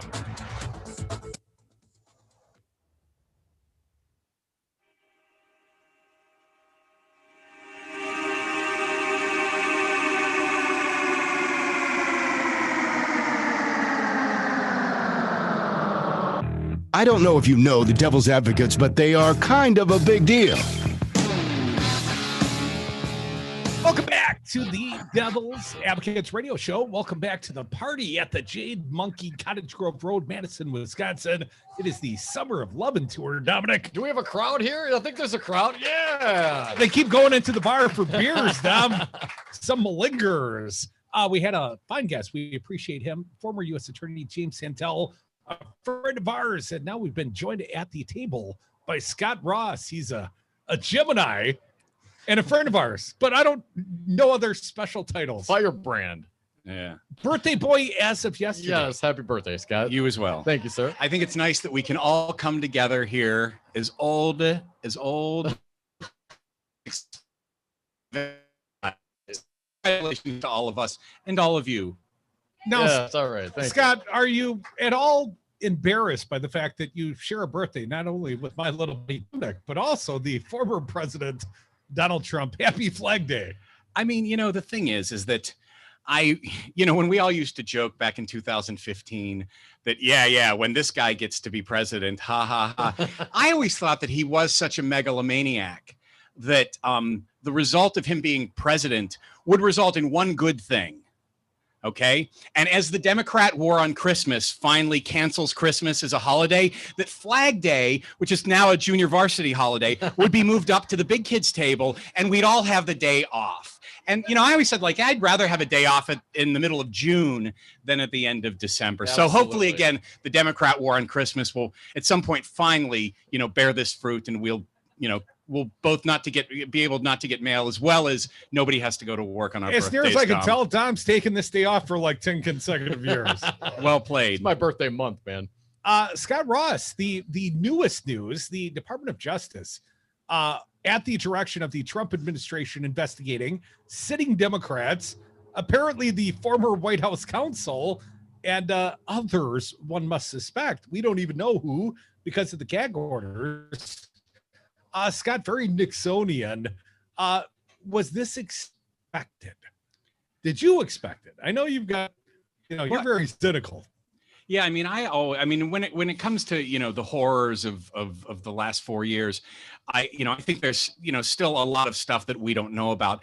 I think though, if you think about it, while this may seem like an egregious example of Republicans using power in order to keep power, it's just the latest in the way that they've behaved for a long, long time. And, those of us in Wisconsin who are hearing about other states now, not the South per se, but these states where voting restrictions are happening, where the big lie is really catching fire. This is something we've been dealing with in Wisconsin forever because that's the way that Republicans have operated. They have, you go back to, every 4 days, the Journal Sentinel, in 2002 to 2006 had a story about voter fraud, about this rampant voter fraud going on, that of course never ended up being anything. You had, guys like Charlie Sykes, Scott Walker going on Charlie Sykes and all the shows down there to try and say, oh, there's rampant voter fraud. Why isn't the district attorney investigating this? Why isn't the attorney general investigating this? They've been using their power to try and corrupt the system and rig elections on behalf of Republicans since, those of us experienced at the table were, yet born, it seems, so it's an egregious example, but it's just par for the course with these guys. Now, your former outfit, One Wisconsin Now, were part of the federal voter ID lawsuit, were you not, Scott? Yeah. When that first passed here in the state of Wisconsin, Scott Walker signed off on it. It was just the beginning. But unlike what Posner ruled on in Indiana, when they first rolled out voter ID in the Seventh Circuit on appeal, I believe Posner wrote the decision. The biggest difference was Indiana made it easier to obtain the voter IDs. They expanded DMV hours. Scott Walker and the Republicans in Wisconsin did just the opposite. Scott, your opinion and what'd you learn at trial? No, absolutely. And I will say this, our lawsuit was not the first lawsuit on voter ID. We did an as applied challenge, which is like after it went into effect. We didn't file the first lawsuit. We filed the one after and related to a bunch of stuff with early voting and that sort of thing, got early voting restored for a while and that's such. We were sitting in our office and I'll say this, I'm not a lawyer. I took the LSAT as a practice test once and realized that there was no reason, that the world should, enjoy the fruits of my legal scholarship. But I said that, I was like, wait, because I saw that, in the case, they accepted Indiana. And I knew how few, that we had many less DMVs. So we actually made a chart of it after voter ID passed here and we blocked it out and showed. And it was like, Wisconsin had like something like an eighth of the available DMV hours that Indiana had. Indiana had a full-time DMV in every single county in the state. We at that time had 3 counties that didn't even have DMVs in it. So we tried to argue, we filed an amicus brief actually with the ACLU's lawsuit that, that they ended up losing like on appeal in the Seventh Circuit in the Court of Appeals. But like we had pushed it. Hey, wait a second. It's not the same. We're not the same. We're bigger. And in parentheses, we're badder and better, Yeah. But yeah, I mean, that was the thing. And, unfortunately, we weren't able to get voter ID thrown out in our suit because it had already been at a higher level when the Eastern Challenge happened with the ACLU. So we sort of, you could tell that, it seemed like the judge wanted to throw it out, but he couldn't. So we did get all the, a bunch of the restrictions as unconstitutional thrown out. And then a panel of 3 judges, including Charlie Sykes, second wife, threw our case out after 4 years. It sat in appeal for 4 years. And then 4 months before the election, they said, "Oh yeah, you can throw out a bunch of early voting again, gang. Go ahead." And and we can also you have to be here for 28 days. You can't just have lived here 10 days and vote and that sort of thing. The residency requirements. Scott, I know it's not entirely analogous, but I believe it was Abbott, the Attorney General of Texas, that said, had they allowed absentee early voting, that Trump would not have won the state of Texas. Yes. We've seen the changes, the diminishment of voters, especially in like Milwaukee. You look at 2016, Hillary Clinton had a hell of a time turning them out. The numbers were not drastically improved in 2020. Do you think the suppressive effects of voter ID or the multitude of anti-voting laws that have passed and have been signed into law in Wisconsin, Scott, do you think it's dampened the turnout? I think that there are people who have been denied their constitutional right to the franchise as a result of the attacks by Republicans. Has the backlash resulted in a net higher amount of voting? I'm not sure. It feels like that, but a lot of things when you sit on the internet all day, a lot of things feel, so I don't know. Never go on Twitter. Never go on Twitter. John Oliver the other day said, dogs are happy. They're not on Twitter. And he was totally and completely right. But that's the thing. It goes back, like this attack on voting didn't just start with this election. It didn't just start 10 years ago when they passed voter ID. Late Supreme Court Chief Justice William Rehnquist, who is from Shorewood, not Milwaukee, he's from Shorewood.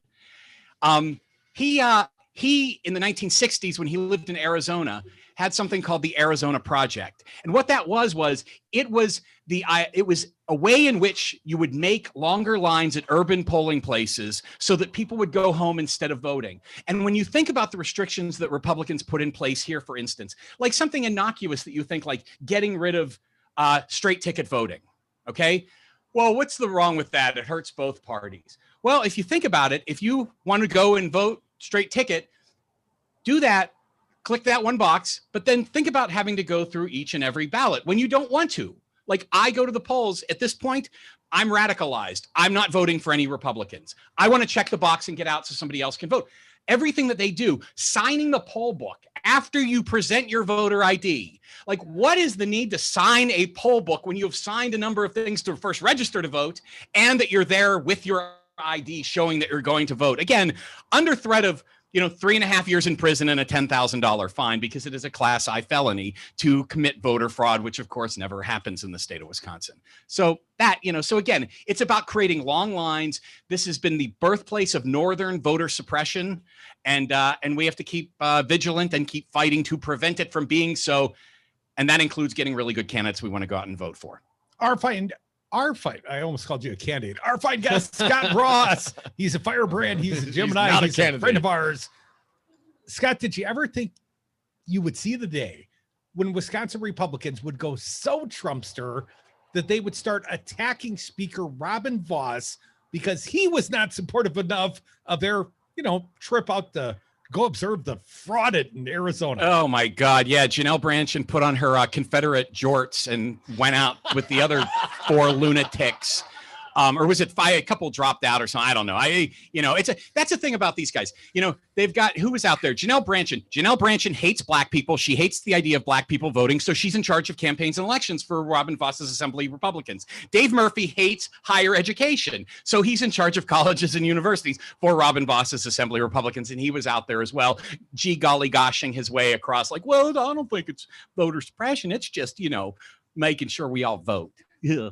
And that's so, yeah, I mean, it is as I said, it's like an asylum there where nobody's gotten their meds for several weeks, and like, that's, I know how I am when I don't have my meds for several weeks. So I appreciate I appreciate what he's dealing with, but you reap what you sow. And that's why, you have to go after these Republicans. Democrats have to get out into their districts with things like, liberal radio and make sure that these people are being called out for their sins. Robin Vos can take on all the firepower he wants until his members start screaming at him every day. If I have to hear those radio guys or those Democrats criticizing me in the local news, one more time, we're going to vote you out. Until he has to do that, he doesn't care. Well, Scott Ross, speaking of sin, Senator Ron Johnson still has not declared whether or not he's going to run. I think this panel thinks he will. Scott, it's one thing for Ron Johnson to be the Republican that we all knew he always was, but it seems like over the last year or so, it's gotten even worse, even than some of these other Republicans. What's your assessment of Mr. Johnson these days? Yeah. I mean, I always used to joke, like, I just thought Ron was kind of dumb. We used to go around and I joke, Ron Johnson's so dumb he thinks Roe versus Wade is a debate over how to cross the Rock River. But, I mean, he's just gone dangerously wackadoo. It's just, I mean, it's frightening. And that's why, I mean, I don't know if that's why you two think he's running for re-election, but it's why. You don't get that radicalized, that insane when you are in a club of 100 and suddenly decide after going off the deep end and it literally where everybody's insisting that you're wrong about things, that you suddenly turn around and say, well, they were right, so I'm not going to run for re-election. Nobody's going to give him the attention he is when he's sitting on his couch in front of his Ayn Rand statue up in Oshkosh. Like he is now addicted to the attention. You can tell he's got that taste, that fire for it. And he wants to get all the coverage. He wants to say the crazy things. Oh, he's still saying it. I mean, it was not a riot. They stayed within the velvet ropes. I mean, this was like yesterday. He's continuing on this. What kind of damage do you think that does to the credibility of certainly him, but the Republican Party? I think, again, like credibility. Yeah. I don't know what's in the mind of I can't tell you what's in the mind of the independent voter because I'm not currently talking to any. I mean, I'm sure I come across them accidentally or whatever. Like this is not to say anything wrong, like, I mean, if you think that there's some sort of hope to be held out for the Republicans, that's your journey. But I think what we're seeing is it's been a broken party in many ways. And what has happened with this rot that's happened is that it's unfixable. That the limb you best cut off the limb, if you want to survive. It's gangrenous, and it's bad because I think it's bad, it's bad for the country because like what they're advocating for is, in many ways fascism, and that's not good. It's not good for America to be having a debate whether or not we should have fascism or not. That's not a good place to be. But it also is challenging because it keeps Democrats from having the kinds of discussions I think within the party that they need to be having about things. If everything is about, oh, the Republicans are just so crazy, we have to vote against them. Like I just said, when I said I only vote straight ticket now, it's bad. It is bad. Choices are very important, but right now the Republicans don't have a choice. They have gone all in with Trump. They are they are showing that what they care about is not necessarily his ideology, but all they care about is having power and keeping power. And the 2022 election is going to be, just a racist cesspool. If just by, anything you see what's going on right now and how they're talking about things, it's going to go when it comes time to start campaigning in 2022. It's going to be frightening and bad. Hopefully we can emerge. Our buddy Scott Ross, thank you so much for joining us here at the Jade Monkey today. There's cannoli. Jim brought them. Try it. Nice. Come back with us. More fine guests. We've got Dane County Executive Joe Parisi very, very soon at the table. More Devils. Thank you, Scott. Don't ask me to get inside the mind of a liberal, progressive, socialist, Marxist. Why don't you stop talking for a Man, I love my kids so much. I once sat for 3 hours in the cold rain to watch her soccer team lose by 18 goals. I love my kids so much. I once used it too to suck snot out of a stuffed nose at 3 a.m. You win. Love your kids? Love them enough to make sure they're in the right car seat. From toddlers to tweens, visit nhtsa.gov/the right seat to find the right seat for their age and size. Keep them safe. Visit nhtsa.gov/the right seat. Brought to you by the National Highway Traffic Safety Administration and the Ad Council. President Biden's American Jobs Plan would invest in clean energy jobs, move the country towards clean power, and create millions of good-paying jobs for families like yours. It's the most progressive plan to create American jobs in decades. Members of Congress need to hear that this plan would help you and your family. Join MoveOn's fight to help working families. Text ACT to 668-366 to join Move On. Message and data rates may apply. Paid for by MoveOn.org Civic Action. Hi, this is Dom from the Devil's Advocates inviting you to join us on Patreon.com. Patreon allows for our audience to access exclusive programming not available anywhere else and gives you the ability to directly support the greatest radio show ever. History's patrons have supported the works of Michelangelo, Leonardo da Vinci, Monet, and now with your support, the Devil's Advocates. So please go to Patreon.com and search the Devil's Advocates to pick your subscription. That's Patreon.com and the Devil's Advocates, the greatest radio show ever. Listen to the Devil's Advocates live weekdays from 2 to 5 p.m. Thanks for the job you do and sure show it in the Supreme Court. But I just want to thank you guys for your program. Thank you so much. Thank you, thank you, thank you. You don't get enough credit for this. We've never had a voice ever in this state. So I think you guys really need to take a bow.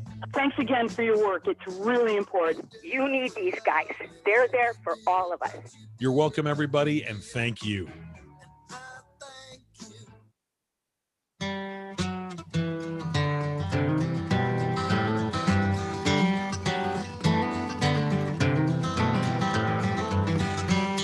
The big and tall of political talk. Dom and Crute on the Devil's Advocates. And we are back. Thank you for listening to the Devil's Advocates radio show. Make sure you check us out on the socials, the Devil's Advocates radio on Facebook and on YouTube at Devil Radio on Twitter. Dominic, want to thank our most recent guest, a fine one, Scot Ross. He's a Gemini. He's a Firebrand. He's a friend of ours.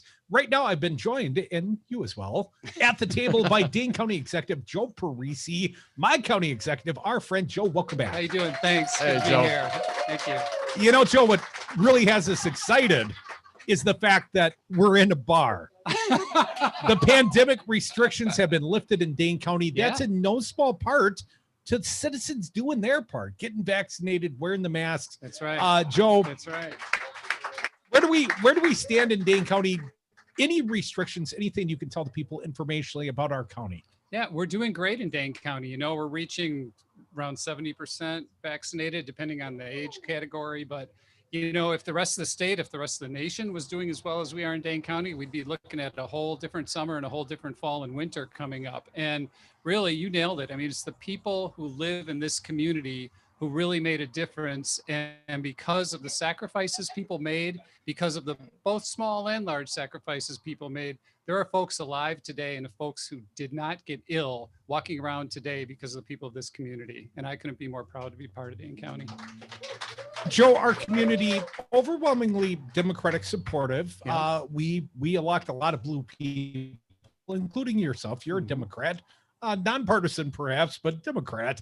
But Joe, is it because we believe in science? Is it because we do what our doctors tell us to do? I don't see a lot of resistance in my hometown to even getting vaccinated. Most people have either done so or want to do so. Yeah. The why is a good question. I mean, I've lived here my entire life, so I don't have the perspective of living in other parts of the state or other parts of the country, although I've traveled like most people. But I think people here, we listen to people who are experts in their field, right? And we wanted to do what we could to keep ourselves and our families and our neighbors safe. We wanted to do everything possible to support our healthcare workers who have been through a year and a half of living hell, you know, on our behalf. And when you look at, again, what people did here, while we did experience some big challenges during the pandemic, and we had our surges, but when you compare us to the rest of the state and most of the rest of the nation, it just was not as bad here. And it's because we did follow the science. We listened to our healthcare providers and we did the right thing. And now we're seeing the benefit of that. And Joe, there was also some financial backstops for local businesses. And I'm a small business owner. I know that Dane County has offered grants to various small businesses. Yep. And it wasn't once, it was like 3 different rounds. I believe there's another round of funding under consideration currently.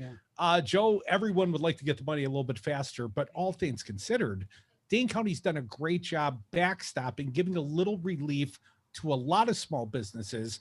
How do you think that will allow these businesses to come out of the pandemic? Did most of them survive, or where do you think we stand?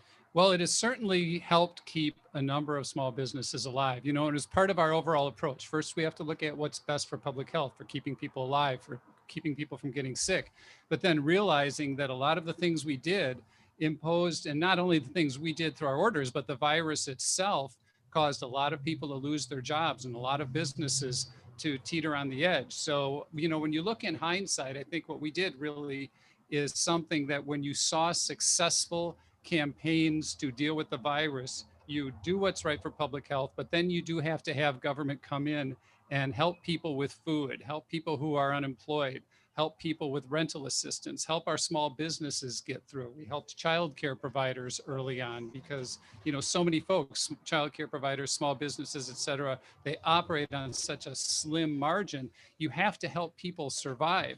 And if you come together and do a holistic approach, you can be, relatively, in quotation marks, successful dealing with something as serious as a pandemic. And because we did that here, I'll give you one example. We've been putting millions of dollars a month over the last, over a year now into helping Second Harvest and other food providers provide food for people who are unemployed and people who were hit hard by the pandemic because the demand went up so much. But we didn't just give them money and say, here, buy more food. We said, to the greatest extent possible, partner with our local farmers and growers and get your food from them, because their supply chains fell apart too, right? All of our local food folks who supply restaurants, those restaurants shut down. And I have spoken with CSA farmers and other growers who have told me that they were able to survive the pandemic financially because of programs like that. So again, a holistic approach is the way to go to get people through it. And I believe it will result in our coming out of this stronger and faster than other regions also. Joe Parisi, Dane County executive.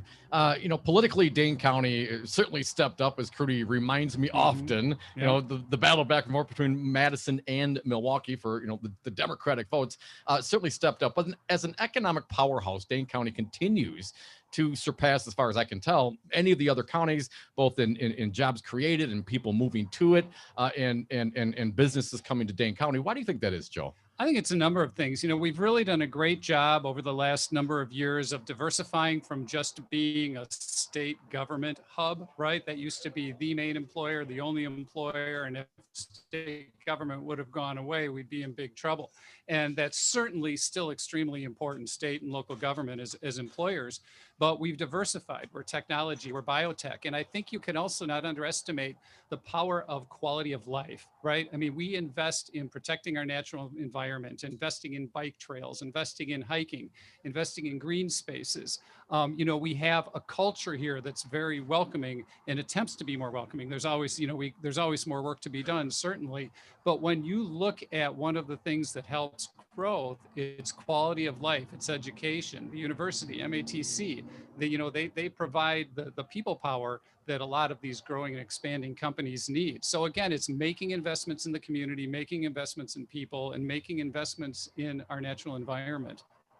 Joe, we've got millennials moving into Madison. We have seen about half the job growth in the entire state of Wisconsin in this county. Yeah. I mean, Dane County is driving the state. It's keeping a lot of young people that moved, out of rural Wisconsin in the state of Wisconsin. They're moving down to our part of the state, Joe.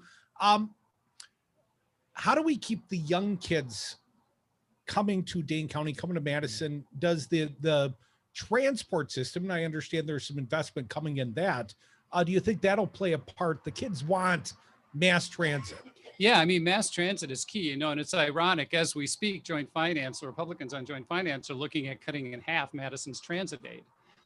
And I guess one of our frustrations is we're continually criticized by folks from all over Wisconsin, and they try to take our funding away for this program, for that program, education, transit, et cetera. But if folks would just look at what we're doing here and emulate it, just think how successful this state could be. They envy your success, Joe Parisi. It's because of Dane County that we did not lose a member of Congress, because of our population growth. The state should be thanking us for that. And we want the rest of the state to be successful. We want to help them. So we would just hope that they would stop pointing fingers and, often, frankly, ridiculing Dane County, and look at what we have to offer and join us and be partners and emulate what we're doing here and spread it throughout the state. Joe Parisi, thank you so much for joining us. More of the Devil's Advocates at the Jade Monkey, the Summer of Love. We'll be right back. Thanks for having me. Thanks, Joe. Take care. I drank beer with my friends. Hi, this is Brad from Zero Res. If you need someone to help with your carpet cleaning, business or residence, please give us a call. We have the best system available and an amazing team of friendly technicians. Call us at 848-9000 or schedule online at zeroresmadison.com. My name is Rocker, and this is my vodka. Rocker Vodka is distilled right here in Madison, made from corn and gluten-free. Find Rocker Vodka at Woodman's, Festival Foods, Trixie's Liquor, Star Liquor, Steve's Liquor, Willie Street Co-op, Total Wine, Vic Pierce, Miller's Market, Cambridge Cooler. Find more at rockervodka.com. It's yummy. Must be 21. Please drink responsibly. Madison, you say what?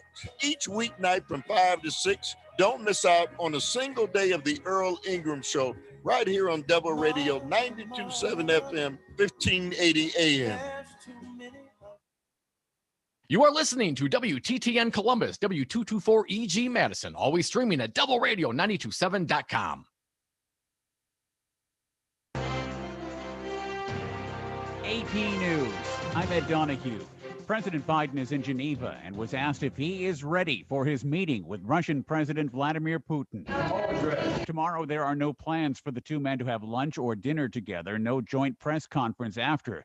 The meeting is expected to last about 4 to 5 hours. Senate Majority Leader Chuck Schumer says it will be a lot different than the last Putin meeting with an American president. We all remember President Trump standing next to Vladimir Putin and taking the word of a Russian intelligence officer over America's intelligence agencies. Democrats in the House are being told the White House plans to give the bipartisan infrastructure negotiations another week to 10 days before assessing next steps.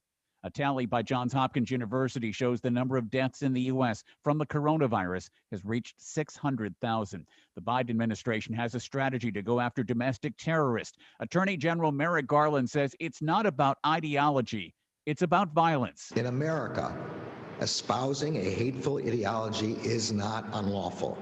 We do not investigate individuals for their First Amendment protected activities. Disgraced movie mogul Harvey Weinstein has been trying to fight extradition to California. A judge in New York made a ruling. I respectfully deny your request. Weinstein's response? Are we done? Harvey Weinstein faces additional sexual assault charges in California. He has already been convicted in New York.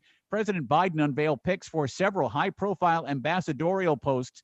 Retired airline pilot CB Sully Sullenberger, most famous for negotiating the emergency landing on the Hudson River, has been named to the Council of the International Civil Aviation Organization. Investors are waiting to hear about a mixed bag of data coming in about the economy. On Wall Street, the Dow finished down 94 points. This is AP News. Did you know that feeling sluggish or weighed down could be signs that your digestive system isn't working at its best? But taking Metamucil every day can help. Metamucil supports your daily digestive health using a special plant-based fiber called psyllium. Psyllium works by forming a gel in your digestive system to trap and remove the waste that weighs you down. Metamucil's gelling action also helps to promote heart health and slows down sugar absorption to promote healthy blood sugar levels. Start feeling lighter and more energetic by taking Metamucil every day. It's like I blinked and suddenly all my business shifted to e-commerce. Now, my business hours are whenever my customers need me. My customers want everything now and faster than ever. It's a whole different world. Your business is changing. The United States Postal Service is changing with it. We're bringing you fast, reliable shipping nationwide, and we're bringing it right when your customers need it. Let's discover new routes. Visit USPS.com/new routes. The United States Postal Service. Priority, you. Hey folks, Patrick here from Pegasus Games, here to remind you that we're open for all your at-home gaming needs, both online at pegasusgames.com or in-store from noon to 6, with extended hours on Saturday and Sunday morning from 10 a.m. to noon for high-risk customers. From our new line of puzzles to pass the time, to the perfect board game to reconnect with family and friends. Walk-ins welcome or curbside pickup available over the phone or online at pegasusgames.com. Pegasus Games, home to games you never outgrow. Hey, Jimmy K here. You already know that Max Inc. Radio plays local, independent music. So what are you waiting for? Send us your new music. We are always looking for new music for on-air playback, interviews, and live performances in the Devil's Lair. Just click submit on the website, maxincradio.com. Get your name and music out there. Max Inc. Radio. Radio for the people. Knucklehead CBD and Vapes are one-stop shop for everything you need. Knucklehead strives to be the safest place in Madison. Forgot a mask? No problem. We got one for you. Stuck at home or in a hurry? Call us at 608-284-0151 and schedule a pickup or delivery. Check out our ever-growing online store at knuckleheadcbd.com and get something shipped right to your door. We love sales at Knucklehead, so make sure to check out our social media for all of our daily deals. Shop is open 10 a.m. to 8 p.m. every day. Knucklehead CBD and Vapes, 550 State Street. I'm Lando Commando, and I'll see you there. Hey there, my name is Kirk Bankstad, and I own the Monaco Brewing Company. I teamed up with Kristen Bry, the hilarious creator of As Goes Wisconsin, and Pat Kreitlow, the managing director of Up North News, to create the Up North podcast. We're going to talk about Wisconsin news and culture through the eyes of Northern Wisconsinites, but also through our progressive viewpoints in the heart of one of the reddest parts of our state. We'll be doing our show live at Devil Radio 92.7 on Wednesday nights at 7, and you can check the podcast out at upnorthpodcast.com. Won't you let me die? For Devil Radio 92.7 FM and WTTN 1580 AM, I'm Luke Mathers with your headlines for Tuesday, June 15th. On Monday morning, an explosion occurred at a chemical plant on the Wisconsin-Illinois border that led to large fires and huge plumes of black smoke. The Chemtool plant, located in Rockton, Illinois, is just south of the Wisconsin border, and debris from the explosion and fire prompted evacuations within a 2-mile radius of the plant. The company said roughly 50 employees were safely evacuated from the plant after the explosion, and one firefighter experienced a minor injury. A decision was made to allow the fires to burn out due to a fear that water from the firefighting would run off into the nearby Rock River. Forecast of a mix of sunshine and clouds throughout the day with a high of 80 degrees. Mostly clear skies expected this evening with winds up to 10 miles an hour and a low around 52 degrees. You're listening to Devil Radio 92.7 FM and WTTN 1580 AM.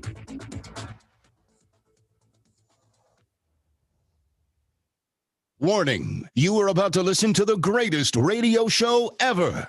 And due to contractual obligations and to shield our airwaves corporate licensees from any semblance of liability, responsibility, and gullibility, we must tell you the views represented on this show are not necessarily those of this station or its management. This radio show contains differing points of view on current political topics, and due to the nature of its contents, it should be heard by everyone.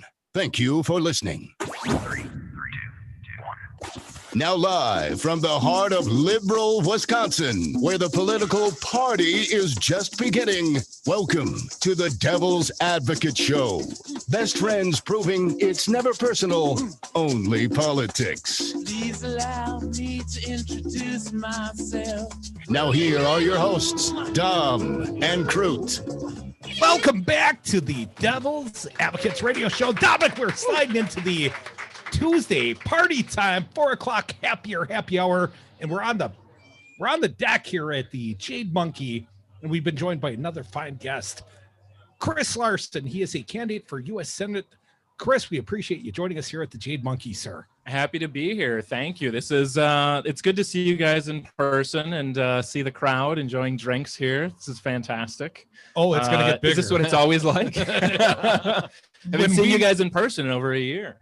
Well, we like the party, and it's been a while. Most parties recently have been in Milwaukee, but back to my hometown. Yeah, these are my stomping grounds, Senator. Yeah, and you got to win these voters over if you want to. Sounds good. Win a seat to the U.S. Senate.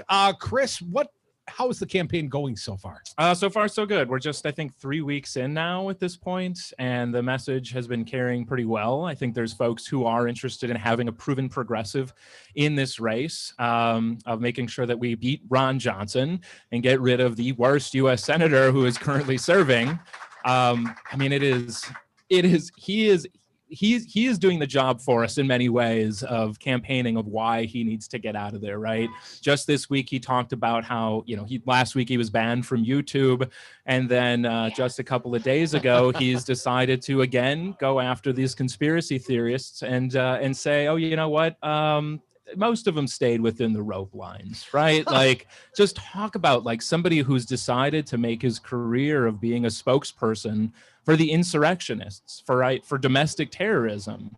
And that's, if that's what he wants to do, he can do that on his own time, but he should not be doing that under the guise of representing the people here in Wisconsin, right? And I think it's important for us to make sure that the public recognizes his time is done, right? It's time to replace him and make sure we have somebody who's going to respect the Constitution, who is going to push for infrastructure to get done, and is actually going to fight for progressive values in the U.S. Senate, right? To get Medicare for all, so people don't go bankrupt when they get sick, right? Which is a strictly American thing that happens. Come on, you're looking at me. Dom's the one that always used to book Rojo. He's not my fault. Right. But that's something that we can do to finally push for a Green New Deal to advance the United States along with other countries to actually address the greatest crisis that's facing our species while making sure that people have access to jobs. And frankly, the big one is making sure we have a wealth tax. So folks like Ron Johnson, Jeff Bezos, and the super rich are actually paying their fair share. I don't know if you saw this report that came out a week ago that was in ProPublica talking about the 25 richest people in the country, 25 richest people, and how much they've been paying in taxes, and it's close to nothing, right? And what's shocking about that is that most people don't find that shocking. Right? They're like, oh yeah, of course, rich people aren't paying taxes. Like, that is part of the rigged system. That is part of the problem that we absolutely but Bezos is getting the child tax credit as well. Right. Yeah. And that's fine if rich people are getting it, as long as poor as the people who actually need it are getting it and can benefit from it. But the reality is they figured out how to rig the system for them, because they're writing the rules, because they use the benefits to buy politicians. And to fix that, we actually have somebody in there who's actually going to fight for us, right? Somebody to join Tammy Baldwin and make sure we have a fair and equitable system, and frankly, a democracy again, which we've been slipping further and further away from, unfortunately. State Senator Chris Larson, candidate for the U.S. Senate, hopes to beat Ron Johnson. But Chris, let me ask you specifically about Ron Johnson. He came in studio with us in Milwaukee a couple of years ago. I guess it's been 3 or 4. Very happy about his input on the Trump tax cuts. I bet. And he was very proud to tell me that I was going to get a tax cut as a designated S corporation. Guys like me and Ron were going to get a tax cut because of Ron's efforts. Well, Ron is one of the 10 most wealthy senators in the United States. 6. Yeah. My bad. Yeah. But I find it a little conflicting, Chris, that a guy can write the tax code for his specific benefit. Yes. And then come brag about it on the Devil's Advocate. Right. No, it's like the, I'm sure he feels like he was Oprah Winfrey in that case, right? Like, you're going to get a tax break. You're going to get a tax break. But the difference is it ends right there, right? It's like a couple of people are going to get huge tax breaks and he's going to get it too, right? I'm sure he was thrilled, all the rich folks. In the meantime, the rest of us, right? And I don't know if there's any millionaires in the audience. Make some noise if you're not a millionaire. If you're not a millionaire. Okay, so most of us here did not get a tax break out of that, but he did. And so, yeah, I'm sure he was thrilled. Do you know he nearly doubled his wealth by that action alone? And so when people are saying, oh, I wonder if Ron Johnson's going to run again, like, this guy padded his own nest to the tune of nearly doubling his money, right? $15 million he's netted in the last 4 years since that passed. Right. So he's done that for him. And then, of course, when it came time for us to be able to get a benefit, right, the rest of the people, do you guys remember what happened 6 months ago when they were talking about direct checks for families, right? $1,400 checks is what was being discussed. Do you remember who blocked that? Not once, but twice. Yeah, that was Ron Johnson. So, like, when it was benefiting the rich, he was there, happy as a clam to vote for it. But when it was for everybody else, he stood in the way of it. So this, of course, is after he ended up paying himself $11 million from his company. Do you guys remember this? When he was first elected, where he spent the money out of his own pocket, and after he won, his company paid him $11 million. So it's no wonder that that's who he feels beholden to, is this company himself, to make sure that he continues to get more wealth.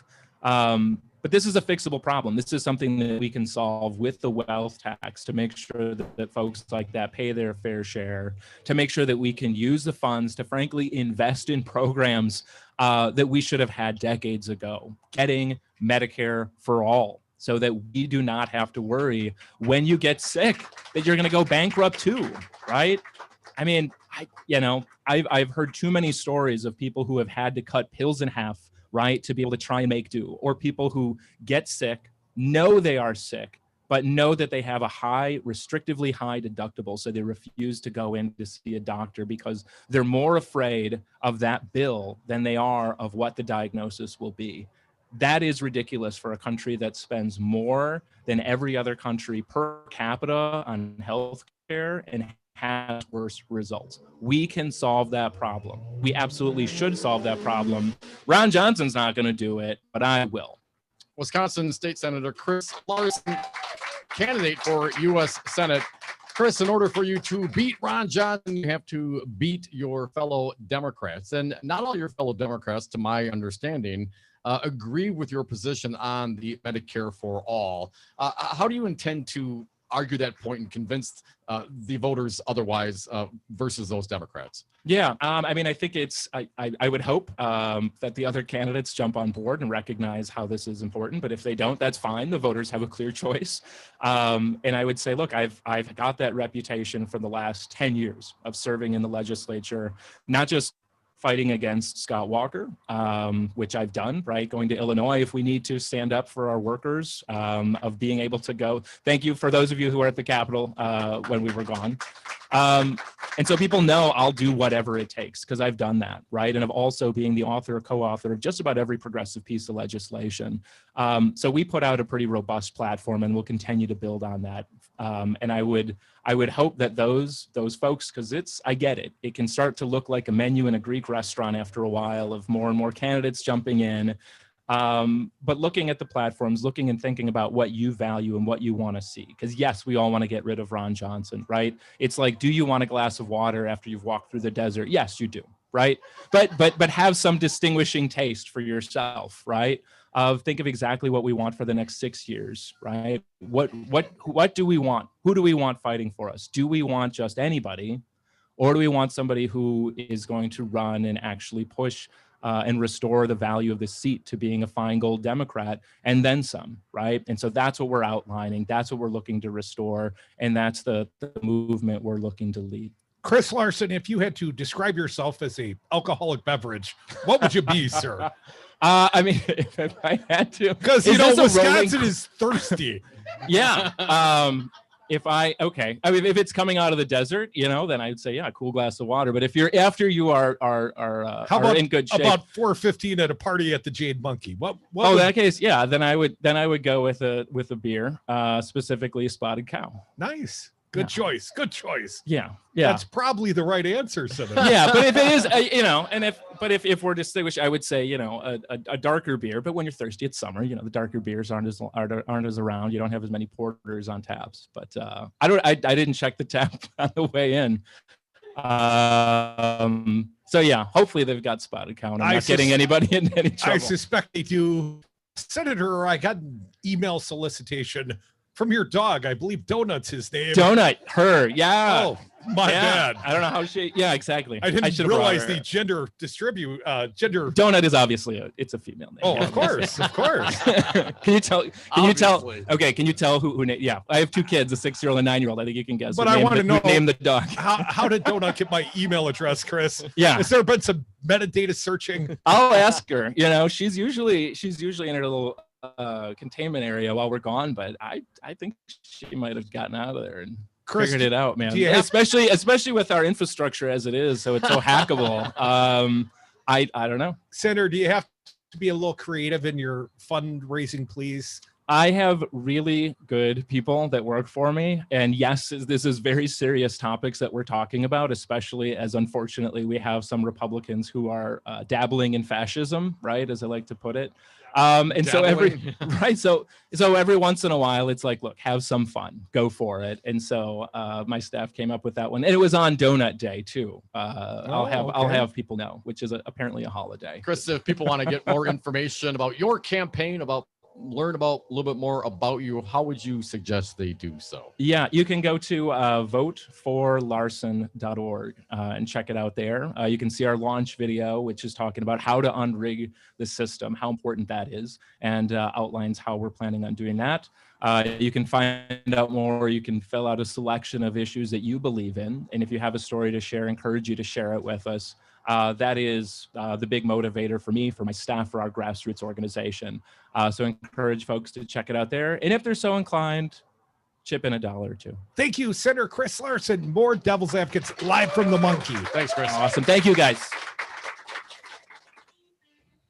This is Dom from the Devil's Advocates, inviting all our patrons to join us for an exclusive live broadcast at one of Hawk's finer neighborhood bars, the Jade Monkey Cocktail Lounge, located at 217 Cottage Grove Road in Madison on Tuesday, June 15th. Seating is limited, so please go to patreon.com, search for the Devil's Advocates, the greatest radio show ever, and sign up to be a patron. Join us June 15th, 2 to 5 p.m. at the Jade Monkey in Madison for a live broadcast, then stick around for the political party open to the public 5 to 7 p.m. See you then. Get Dad an e-bike for Father's Day. Crazy Lenny has over 150 different e-bikes to choose from. The largest selection in the entire USA. We have mountain e-bikes for $1,500, fat tire e-bikes with the throttle for $1,100, commuter e-bikes for $980. Get Dad an e-bike gift certificate so Dad selects the bike he wants and the size he wants. Gift certificates are discounted, so get a $300 certificate for Dad. You pay only $240. Get Dad an e-bike gift certificate at Crazy Lenny's e-bikes. President Biden's American Jobs Plan would invest in clean energy jobs, move the country towards clean power, and create millions of good-paying jobs for families like yours. It's the most progressive plan to create American jobs in decades. Members of Congress need to hear that this plan would help you and your family. Join Move On's fight to help working families. Text ACT to 668-366 to join Move On. Message and data rates may apply. Paid for by MoveOn.org Civic Action.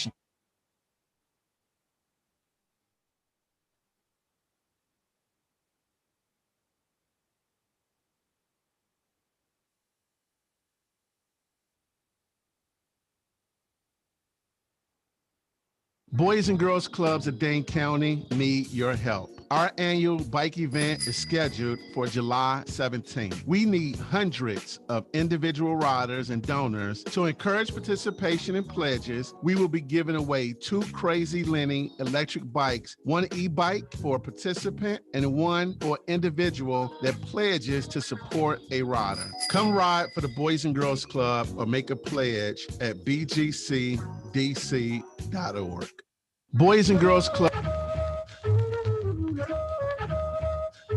Cause you can, and you don't stop. Cause you can, and you don't stop. Oh, when you can, and you don't stop. When they go low, we get high. Tom and Krutz are the Devil's Advocates. And we are back from the 420 break. Thank you so much for listening to the Devil's Advocates radio show live from the Jade Monkey, the Summer Lovin' Tour 2021. The bars are open, the Devils are out. And the people are rolling in, including some fine guests. Want to thank our most recent one, State Senator Chris Larson. He's a candidate for the U.S. Senate. We'll have one of his Democratic opponents coming very soon. Sarah Godlewski, Wisconsin State Treasurer, is next at the table at 4:30 at least. But in the meantime, we got a vaunted 420 guest. He's Batman. He's Matt Rothschild. He's the executive director of the Wisconsin Democracy Campaign. Matt, welcome to the party, man. Oh, it's great to be here. Thanks for inviting me. Oh, thank you, Matt. Always a pleasure, man. Glorious weather, good friends, and cannolis. What could be better? Save a cannoli for me, will you? Now, Matt, I noticed you are part of a group seeking the signatures of business owners. And I, as a small business owner, I signed off.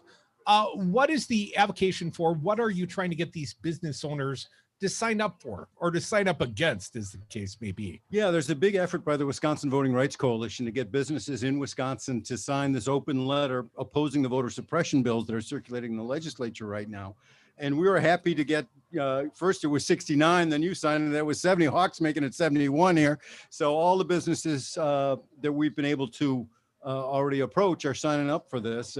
We got, Salvador's Pizza here in Dane County to sign on, which is nice. Fitchburg Family Pharmacy signed on. And there are some big hitters down in Milwaukee too, like Corey Nettles, who used to be Commerce Secretary under Governor Doyle and is now in the financial sector there. He signed on. The Waco group that does fancy footwear company, big company in Milwaukee, they're on board too. The And of course, Milwaukee Bucks signed on, did they yeah, not? I buried the lead there. And of course, the Milwaukee Bucks signed on. And there was a big story in the Journal Sentinel on Sunday on this. So we're real happy with the support we're getting from the business community. You know, they want to attract and keep talent in Wisconsin. They want to put a good face forward for Wisconsin. And when they see these voter suppression bills, making it harder and harder for anyone in Wisconsin to vote by absentee, making it much harder for persons with disabilities to vote by absentee ballot, that's not putting the best face forward for Wisconsin. And I think that's one of the big reasons many in the business community are sticking their necks out. Matt, we know that Democratic Governor Tony Evers has threatened, and we suspect would veto any new efforts to suppress voters here in the state of Wisconsin. But under the Walker administration, they had plenty of cracks at it. And obviously, Georgia passed new laws, signed into new bills signed into law by Brian Kemp. And we saw Major League Baseball pull the All-Star game out of Georgia. And my question, Matt, I realize this isn't any sort of call for a strike or a boycott, but what sort of combined economic impact can Wisconsin business owners have on their electeds?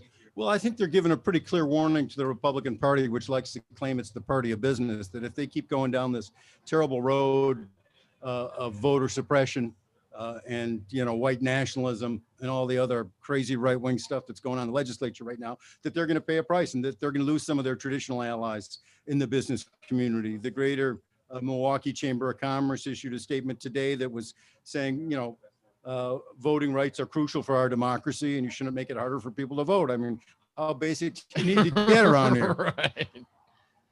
Folks, you're listening to the Devil's Advocates radio show. Matt Rothschild, Executive Director of the Wisconsin Democracy Campaign. Matt, you've been paying attention to politics in Wisconsin for a very long time, counting the money and certainly on these voting issues. Is this current round of voter suppression efforts by the Republicans something new, or is it something that's accelerated? How do you compare this to, you know, as we mentioned, what happened under Scott Walker or other previous Republican administrations? You know, I was listening to Scott Ross coming over as he was saying, you know, this isn't brand new, but it's part of a concerted national effort to make it much harder for people to vote, to erect barriers on the way to the voting booth. And it's really sinister because, first of all, it's feeding the big lie. Let's not ignore that. And it's feeding the base this rancid red meat. And we saw how a fraction of that base reacts on that diet on January 6th. And it just seems like there are people in elected office here in Wisconsin who want to keep feeding that base that rancid red meat. You know, we have Janelle Branchin, who's head of the Assembly Committee on campaigns, who sent out an email to all her followers on her email list saying Donald Trump won the election. And then she goes to Arizona, you know, and engages in more of this craziness. So I'm very worried. Sure, there's been voter suppression efforts by Republicans in the past. It's part of their playbook. But right now, it's a very dangerous game they're playing, especially with the authoritarianism and anti-democracy movement that's afoot in this country. And what do you see as the best strategy, you know, to push back, to blunt those, certainly the efforts on the voter suppression, but that, you know, the fascist attitude that's really Right. rising up in these Republicans. How do we get over that? How do we work with that? Well, you know, I think we have to lift up the people in Wisconsin who are speaking out against that. Reed Ribble, Tom Petri, even, you know, Paul, what's his face from Janesville, ran for vice president. Paul Ryan. He spoke at the Reagan Library the other day and timidly didn't mention Trump's name, but said, you know, we can't just be following this one guy all the time. And Liz Cheney is the person I think who I admire a lot, and Mitt Romney right now. Those are the only two really people of real high national stature who are saying, you know, it's too far. I mean, I'm hoping Liz Cheney runs as an independent and if Trump's the candidate, because I take her seriously when she said she's going to do everything in her power to prevent Donald Trump from getting anywhere near the Oval Office again. And if she, you know, wants to run as an independent, that'll take some votes away from Donald Trump if he's the candidate. I don't know if he's going to be the candidate. It might be DeSantis from Florida. Who knows? Matt, the former gubernator, Scotty Winker, kind of came out with a we've got to move on from personality types. And then, he was anti-Trump until he was fully embracive of Trump. Do you think the former governor has turned a new leaf, Matt? No, he doesn't lose his spots. And I don't believe a word that he says. I'm looking forward to someone like Tommy Thompson, someone with a little more stature to speak out against this stuff at some point. Sorry, we're out of time. Come back. Sarah Godlewski, more Devils on the road again. Thanks, Matt. You are my number one. You're listening to Devil Radio 92.7 and WTTN 1580 AM. And that's pretty cool. There's no way those clowns want honest debate. Because if you are a dirty, backstabbing swamp creature, you can't debate. They have no ability to debate. We take any calls on this show. You know that. I like the fact that we're open to everybody. We don't agree with everybody, and we can debate them, but we let them have their piece. They say their piece. Listen to Matt Flynn Direct, weekday mornings from 6 to 8. Gotta cut you down. For 16 years, Dane Buy Local has been shining a spotlight on how important local businesses and nonprofits are in our communities. Now DBL is teaming up with 92.7 FM Devil Radio to bring you Let's Get Local. Join me, Jason Hafman, Saturdays at 11 a.m. for features with area leaders and business owners who help make our communities unique and special. They're our neighbors and friends, and they have stories to tell. So check out Let's Get Local Saturdays, 11 a.m. to noon on Devil Radio 92.7. Mayors and mass shootings. I'm Tim McGuire with an AP News Minute. 4 women shot to death early this morning in Chicago. A man killed 2 co-workers, wounded 2 others today at a plant in Albertville, Alabama. He later killed himself. The U.S. Conference of Mayors holding a conference call this afternoon. Gun violence, a major topic of discussion. Incoming conference president, Dayton, Ohio Mayor Nan Whaley. 2020 was one of the worst years for gun violence in our history, and 2021 is on pace to be even worse. Over the weekend, several more American cities came to know the nightmares of a mass shooting. There were mass shootings in Chicago, Austin, Texas, and Savannah, Georgia. Researchers at the University of Notre Dame tested more than 230 commonly used cosmetics, finding 56% of foundations and eye products, 48% of lip products, and 47% of mascaras contain high levels of fluorine, an indicator of PFAs. Some of the highest levels were found in waterproof mascara and long-lasting lipstick. I'm Tim McGuire. Did you know that feeling sluggish or weighed down could be signs that your digestive system isn't working at its best? But taking Metamucil every day can help. Metamucil supports your daily digestive health using a special plant-based fiber called psyllium. Psyllium works by forming a gel in your digestive system to trap and remove the waste that weighs you down. Metamucil's gelling action also helps to promote heart health and slows down sugar absorption to promote healthy blood sugar levels. Start feeling lighter and more energetic by taking Metamucil every day. It's like I blinked and suddenly all my business shifted to e-commerce. Now, my business hours are whenever my customers need me. My customers want everything now and faster than ever. It's a whole different world. Your business is changing.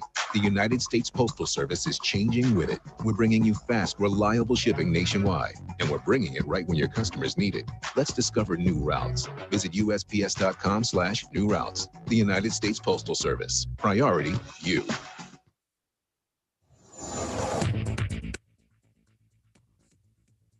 For Devil Radio 92.7 FM and WTTN 1580 AM, I'm Luke Mathers with your headlines for Tuesday, June 15th. Unveiled at a community meeting on Monday, the Wisconsin Youth Symphony Orchestra will plan to build a $25 million, 40,000 square foot center on East Washington Avenue at the location of the now closed Avenue Club. The state-of-the-art music center has plans to open by the fall of 2023 and will be made possible by an $18 million pledge from art philanthropists Pleasant Rowland and Jerry Frautschi. Announced Monday, Maxwell Street Days will return to State Street this summer from July 15th through the 18th, a 4-day event. The event is being expanded from 3 days to 4 days in an effort to assist State Street businesses that have been suffering over the past 15 months. You're listening to Devil Radio 92.7 FM and WTTN 1580 AM.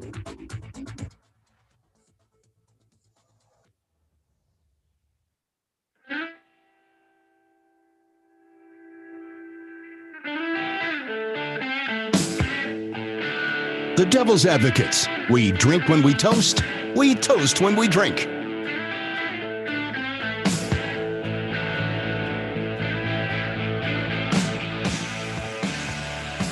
Welcome back to the Devil's Advocates Radio Show. Dominic, the 4 o'clock happy hour. It rolls on. More fine guests. Want to thank our last one, Matt Rothschild. He's Batman. He's the executive director of the Wisconsin Democracy Campaign. And most importantly, he's a friend and a drinking companion of the Devil's Advocates. And Dom, we've been joined by a new fine guest here at the table. She is the Wisconsin State Treasurer. She is a candidate for the U.S. Senate. We'd like to think she's a friend of ours as well. Sarah Godlewski, welcome back to the Devil's Advocates. Well, thank you guys so much for having me. It's so great to actually do an event in person. Yes. And I mean, I feel like, Mike, I have to formally say happy belated birthday Oh, because thank didn't you you. just have a birthday a couple days As ago? did Dominic. Yes, Dom did yes. too? Can you believe it? Where's Yes. the cake? I mean, I guess around on He me. ate it already. I'm Yes, more of a we'll pie take guy. it. Oh, Jim okay. brought cannolis. There's cannolis if you're Nice. friendly. If I'm friendly. You We'll got to see be if- friendly we'll to the former U.S. attorney in the crowd. Yeah, there. I believe me. Okay, I like it. I like it. Sarah, obviously a world tour this summer starting off with a bang. You've declared your candidacy and you'd like to be the opponent of Ron Johnson. Yeah, everybody wants, well, Flutz would like to see Everybody you. wants to be Ron Johnson. I mean, he's always like that guy, you know? But Sarah, before you can do that, of course, you've Right. got to beat the Democrats, and it's a growing field. Pick a couple of issues. How would you distinguish yourself from your Democratic opponents? What are your favored issues? What would you advocate for first? Yeah, I mean, it's kind of the question, Mike, is like asking, who's your favorite kid? Because there's so many issues that progressives. Not Dominic. I know. That progressives in our state really care about. You know, for me as the state treasurer, I have to talk about economic security because I'll be honest, we saw after this past pandemic how hard it is for working families and working Wisconsinites to survive. I mean, whether it is women or people of color, literally, we have the lowest record of women in the workplace. The last time we saw this number was in the 1980s. And you ask why? Wow. It's because women had to make a decision between, you know, taking care of their kids or their jobs or taking care of a family member, and they had to leave. They had no other option. And so I think this comes back to, we've got to start having policies like paid family leave and affordable child care.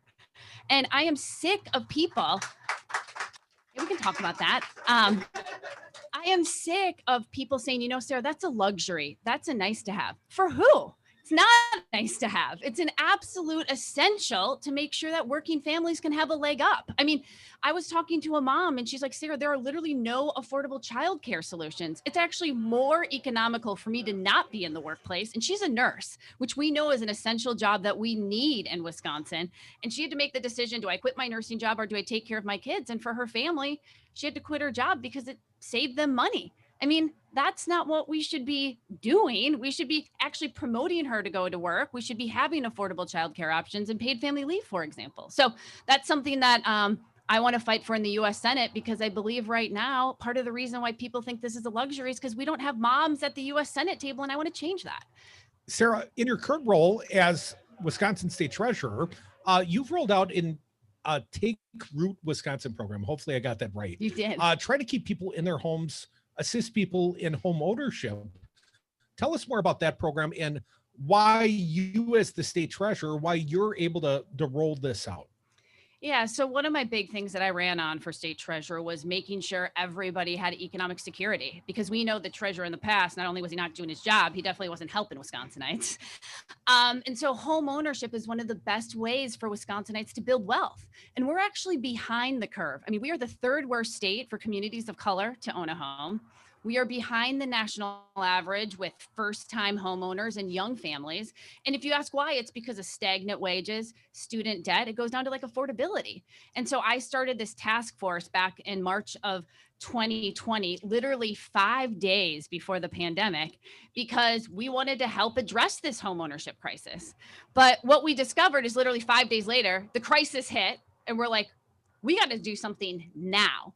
And so one of the things that we actually did that I'm really proud of, we created a foreclosure prevention fund. We started it because when we, Yeah, I was excited about it because we don't want to learn the lessons of the past. So let's take the Great Recession of '08. We all remember that. And Milwaukee alone went from 70 property tax foreclosures to over 400.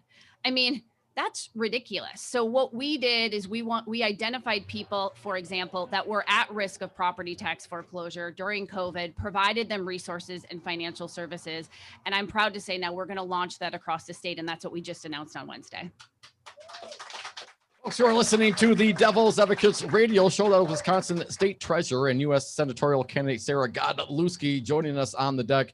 Sarah, if you were in the Senate right now, given the circumstances, what we see going on, how would you address the infrastructure and the filibuster? And would you use reconciliation? How would you negotiate, or would you negotiate with the Republicans? If you were there right now, how would you play this game? No, it's a great question. And for starters, let's be very clear here, Dom. We got to get rid of the filibuster. I mean, we can see over and over again how we're just not able to make progress. I mean, it is clear that the filibuster has been used as a tool for conflict, not for compromise. I mean, case in point, we just saw in the U.S. Senate the Innovation and Technology Act. And for those of you that are not aware, that's an act that's going to make us more competitive against China, because China right now is #1 in manufacturing, not the United States, and they continue to beat us. Mitch McConnell signed this bill and not Ron Johnson. And so Ron Johnson's just an obstructionist, and we're going to continue to see this from the Republicans unless we get rid of the filibuster. But with regards to infrastructure, I am really proud of President Biden and his work to lay down the law when it comes to the Americans Jobs Plan. I mean, think about the things it's going to do in Wisconsin. Clean water. I mean, how many times have we talked about in Milwaukee that Black and brown communities are drinking from lead pipes? I mean, we hear this over and over again, and this is something that's finally going to fix that. Or broadband. I mean, 28% of rural Wisconsinites don't have access to broadband. That impacts telemedicine, that impacts Main Street for them. Or even we look at our roads. Do you know what our roads are rated in Wisconsin?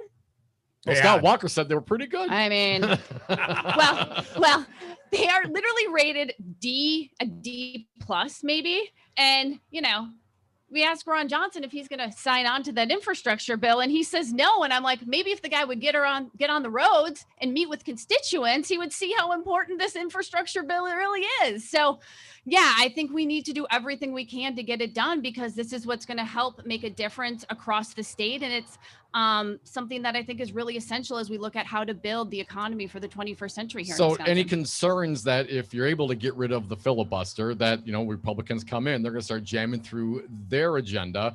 Is that just how it should be, or do you think that there's something else that should be done? You know, I thought really hard about this for a while, and I said, look, like, I'm worried that, for example, because it's not if the Republicans come in power again, it's really when.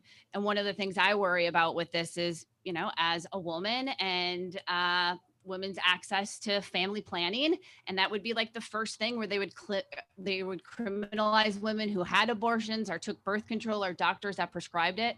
But then we all remember the famous vote for the Affordable Care Act, where literally they tried to get rid of the Affordable Care Act with a simple majority. They used reconciliation, a simple majority, to try to get rid of it.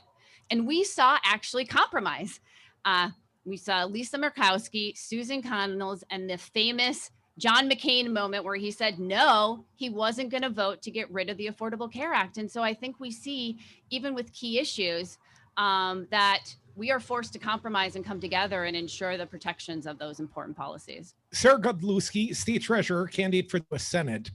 Sarah, I recently saw a statistical breakdown of what's happened in the state of Wisconsin, talking about the electorate.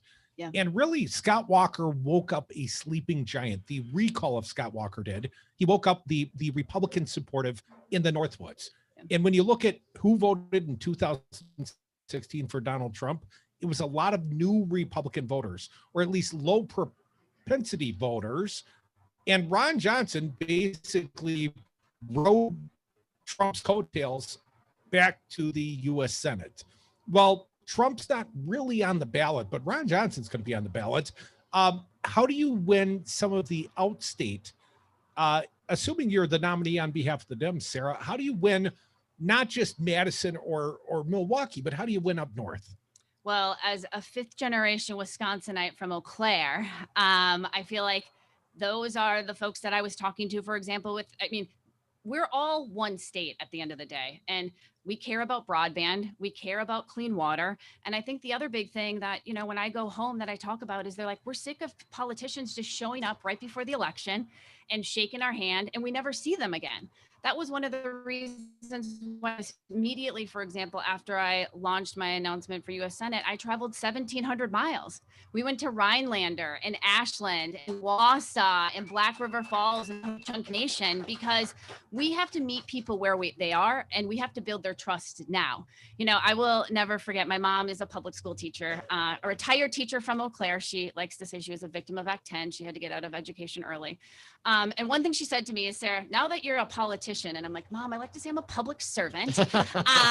And she goes, remember, God gave you 2 ears and 1 mouth for a reason. Do more listening and less talking. And that's exactly what we've also been doing, is listening to people and what they want from their U.S. Senator. Because the one thing that's clear is Ron Johnson isn't showing up in these communities and listening. He's not returning their calls. And that's what your job is as a U.S. Senator, is to show up and deliver. And so that's what we're doing on this campaign, is demonstrating our ability to listen, to deliver for the people of our state. Sarah Godlewski, it was March of 2020, I believe, one of the final public events I did. You were also in attendance. You were the headliner. I was just the MC, sort of the small fry. But you raised money on behalf of the Sauk County Dems, and you gave a sidewinder of a speech. I thought you did quite well. And then the pandemic hit. Yeah. And we saw the entirety of last year, Democrats really had a campaign virtually. And here's my question. I think it, in some small way, and if that's a word, made the race closer, because Republicans were out there campaigning in person, and Democrats felt very limited by the science, by the pandemic. Sarah, it's got to feel good to be able to go out and shake hands and kiss babies, or shake babies and kiss hands, as Dom does. But Sarah, how important is that to your messaging? Oh my gosh, it's absolutely critical. If there's one thing that I love, it's meeting people and traveling the state. After I traveled the 1,700-mile tour that I mentioned, I got home and my husband's like, you're just in such a great mood. What does that say about you staying home with me all the time? I'm like, just put me on the road and let me talk to people. So I think it's also going to be a real important element of this campaign, because Democrats will be able to knock on doors and to meet people where they are. I actually just talked with a friend of mine who's leading a farm organizing project up in rural Wisconsin, Northwest Wisconsin, and meeting with farmers and people that are part of the farm community who voted for Donald Trump, and having those conversations and changing their opinions and how they think about things. Because look, we know the Trump trade wars didn't help these farmers. I mean, we were #1 in farm bankruptcies. We saw ginseng farmers who were literally not knowing what to do with their crops. And so we can have conversations with these, with folks about what we stand for and how we want to change that. So, Sarah, less important question, but still important to me. If you were to personify yourself as an adult beverage, what would you be? What would if you were a drink of choice, what drink would you be? Oh my gosh. I mean, that's a real. And we're at a party at a bar. You don't have to be a virgin or something. No. As someone who's going to get a drink right after this, gosh, it's a really.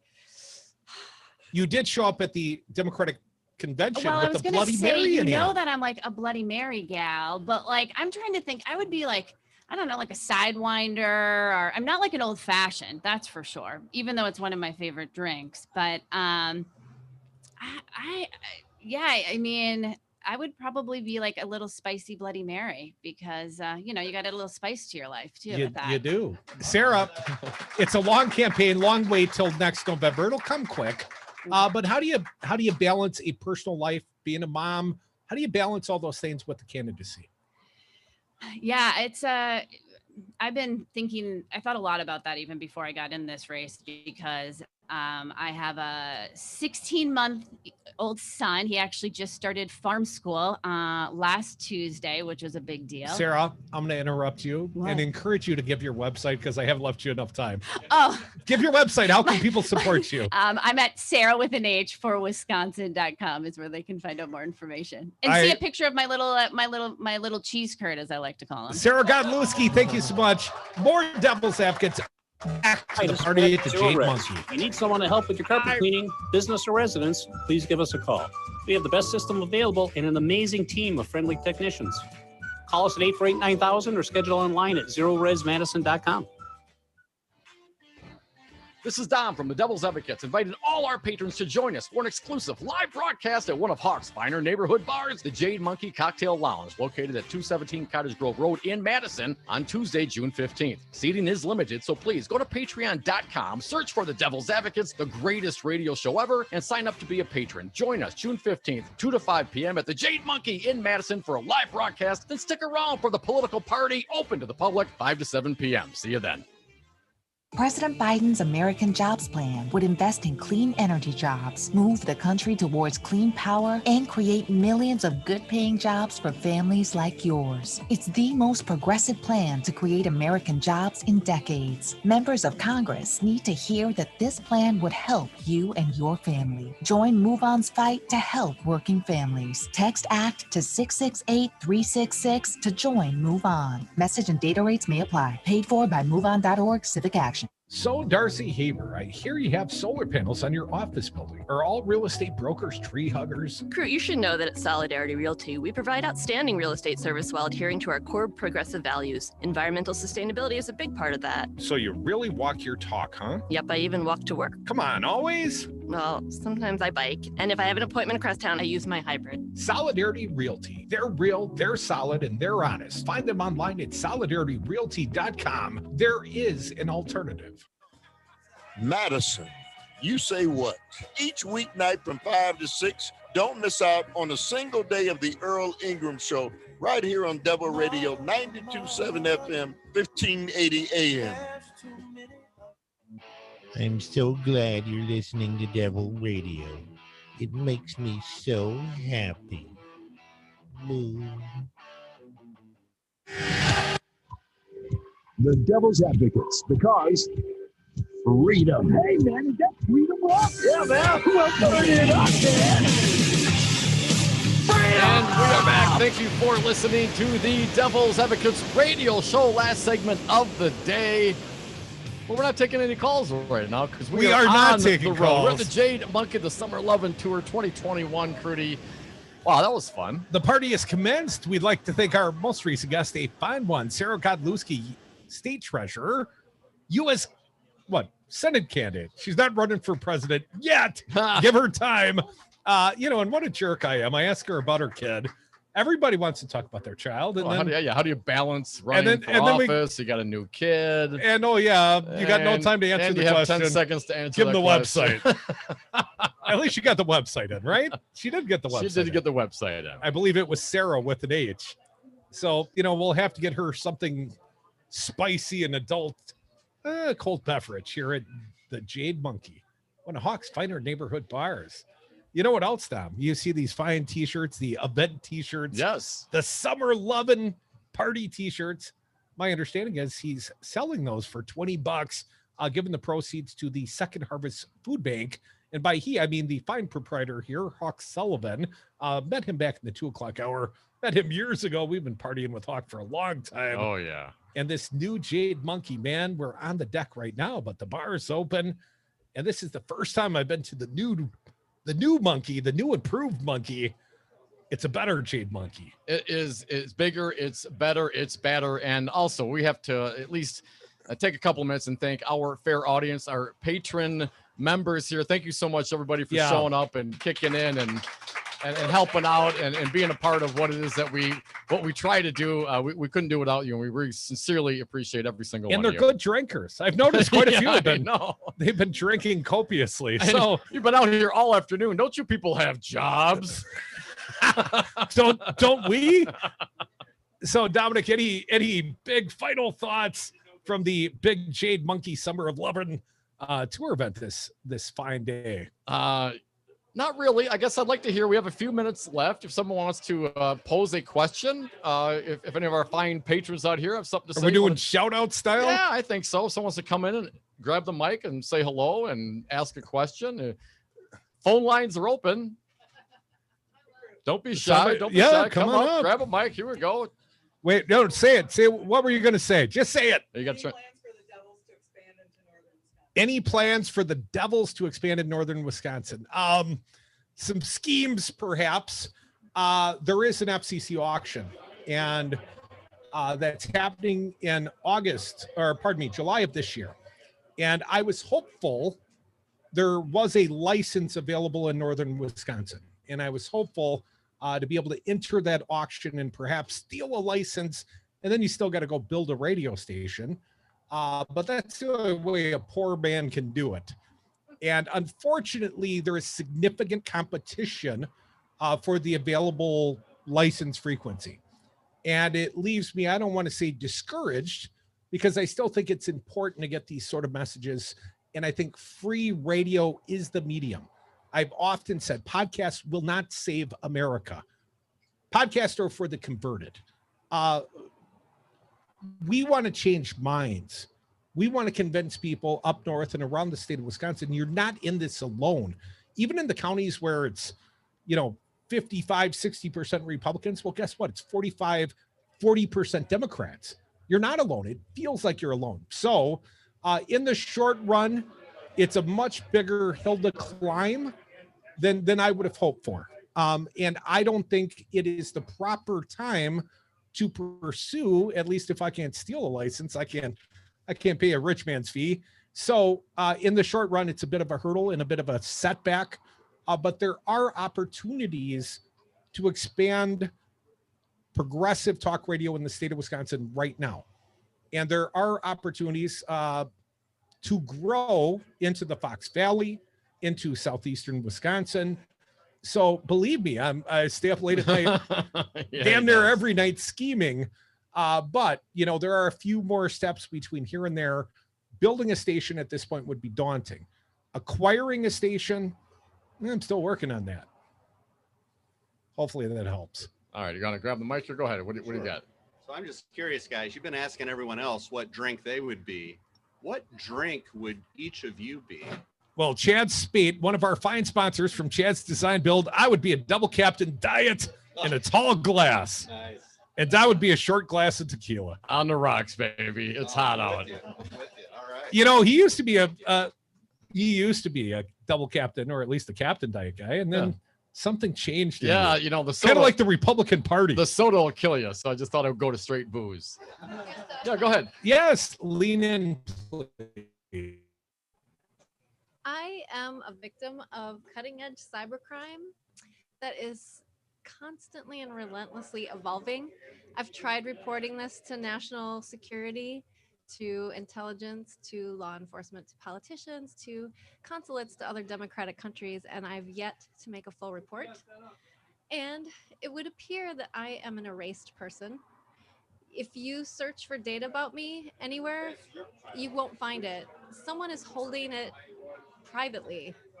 I can access it, but it seems like when police and intelligence try to access it, they get someone else's details. And what's your first name, just so we know who we're talking to?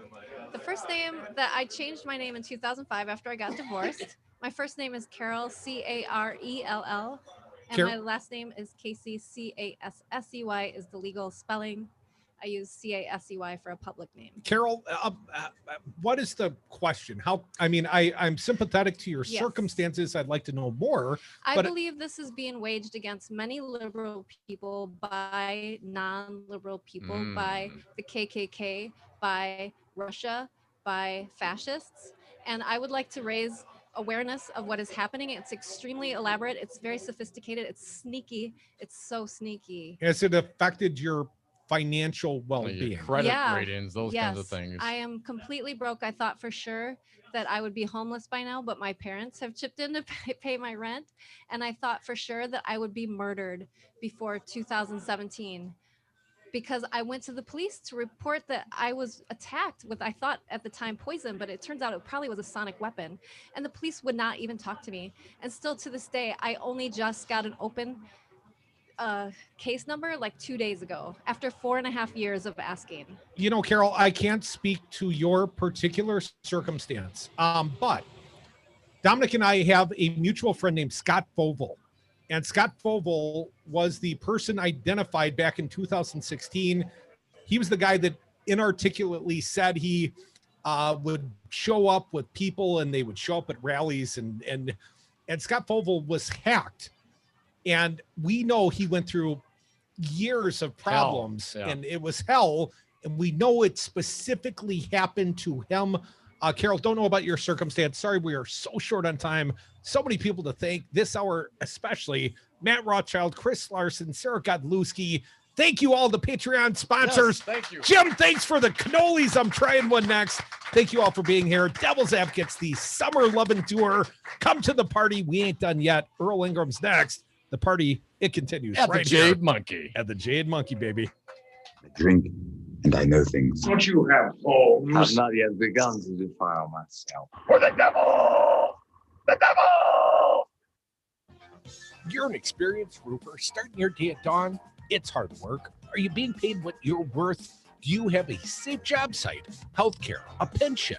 The roofers and waterproofers, Local 11 contractors pay a living wage so you can support your family and someday retire with dignity. Local 11 is looking for roofers in the Madison and Janesville area. Change your life. Join Local 11. Call Travis at 608-921-7207 or apply at Roofers Local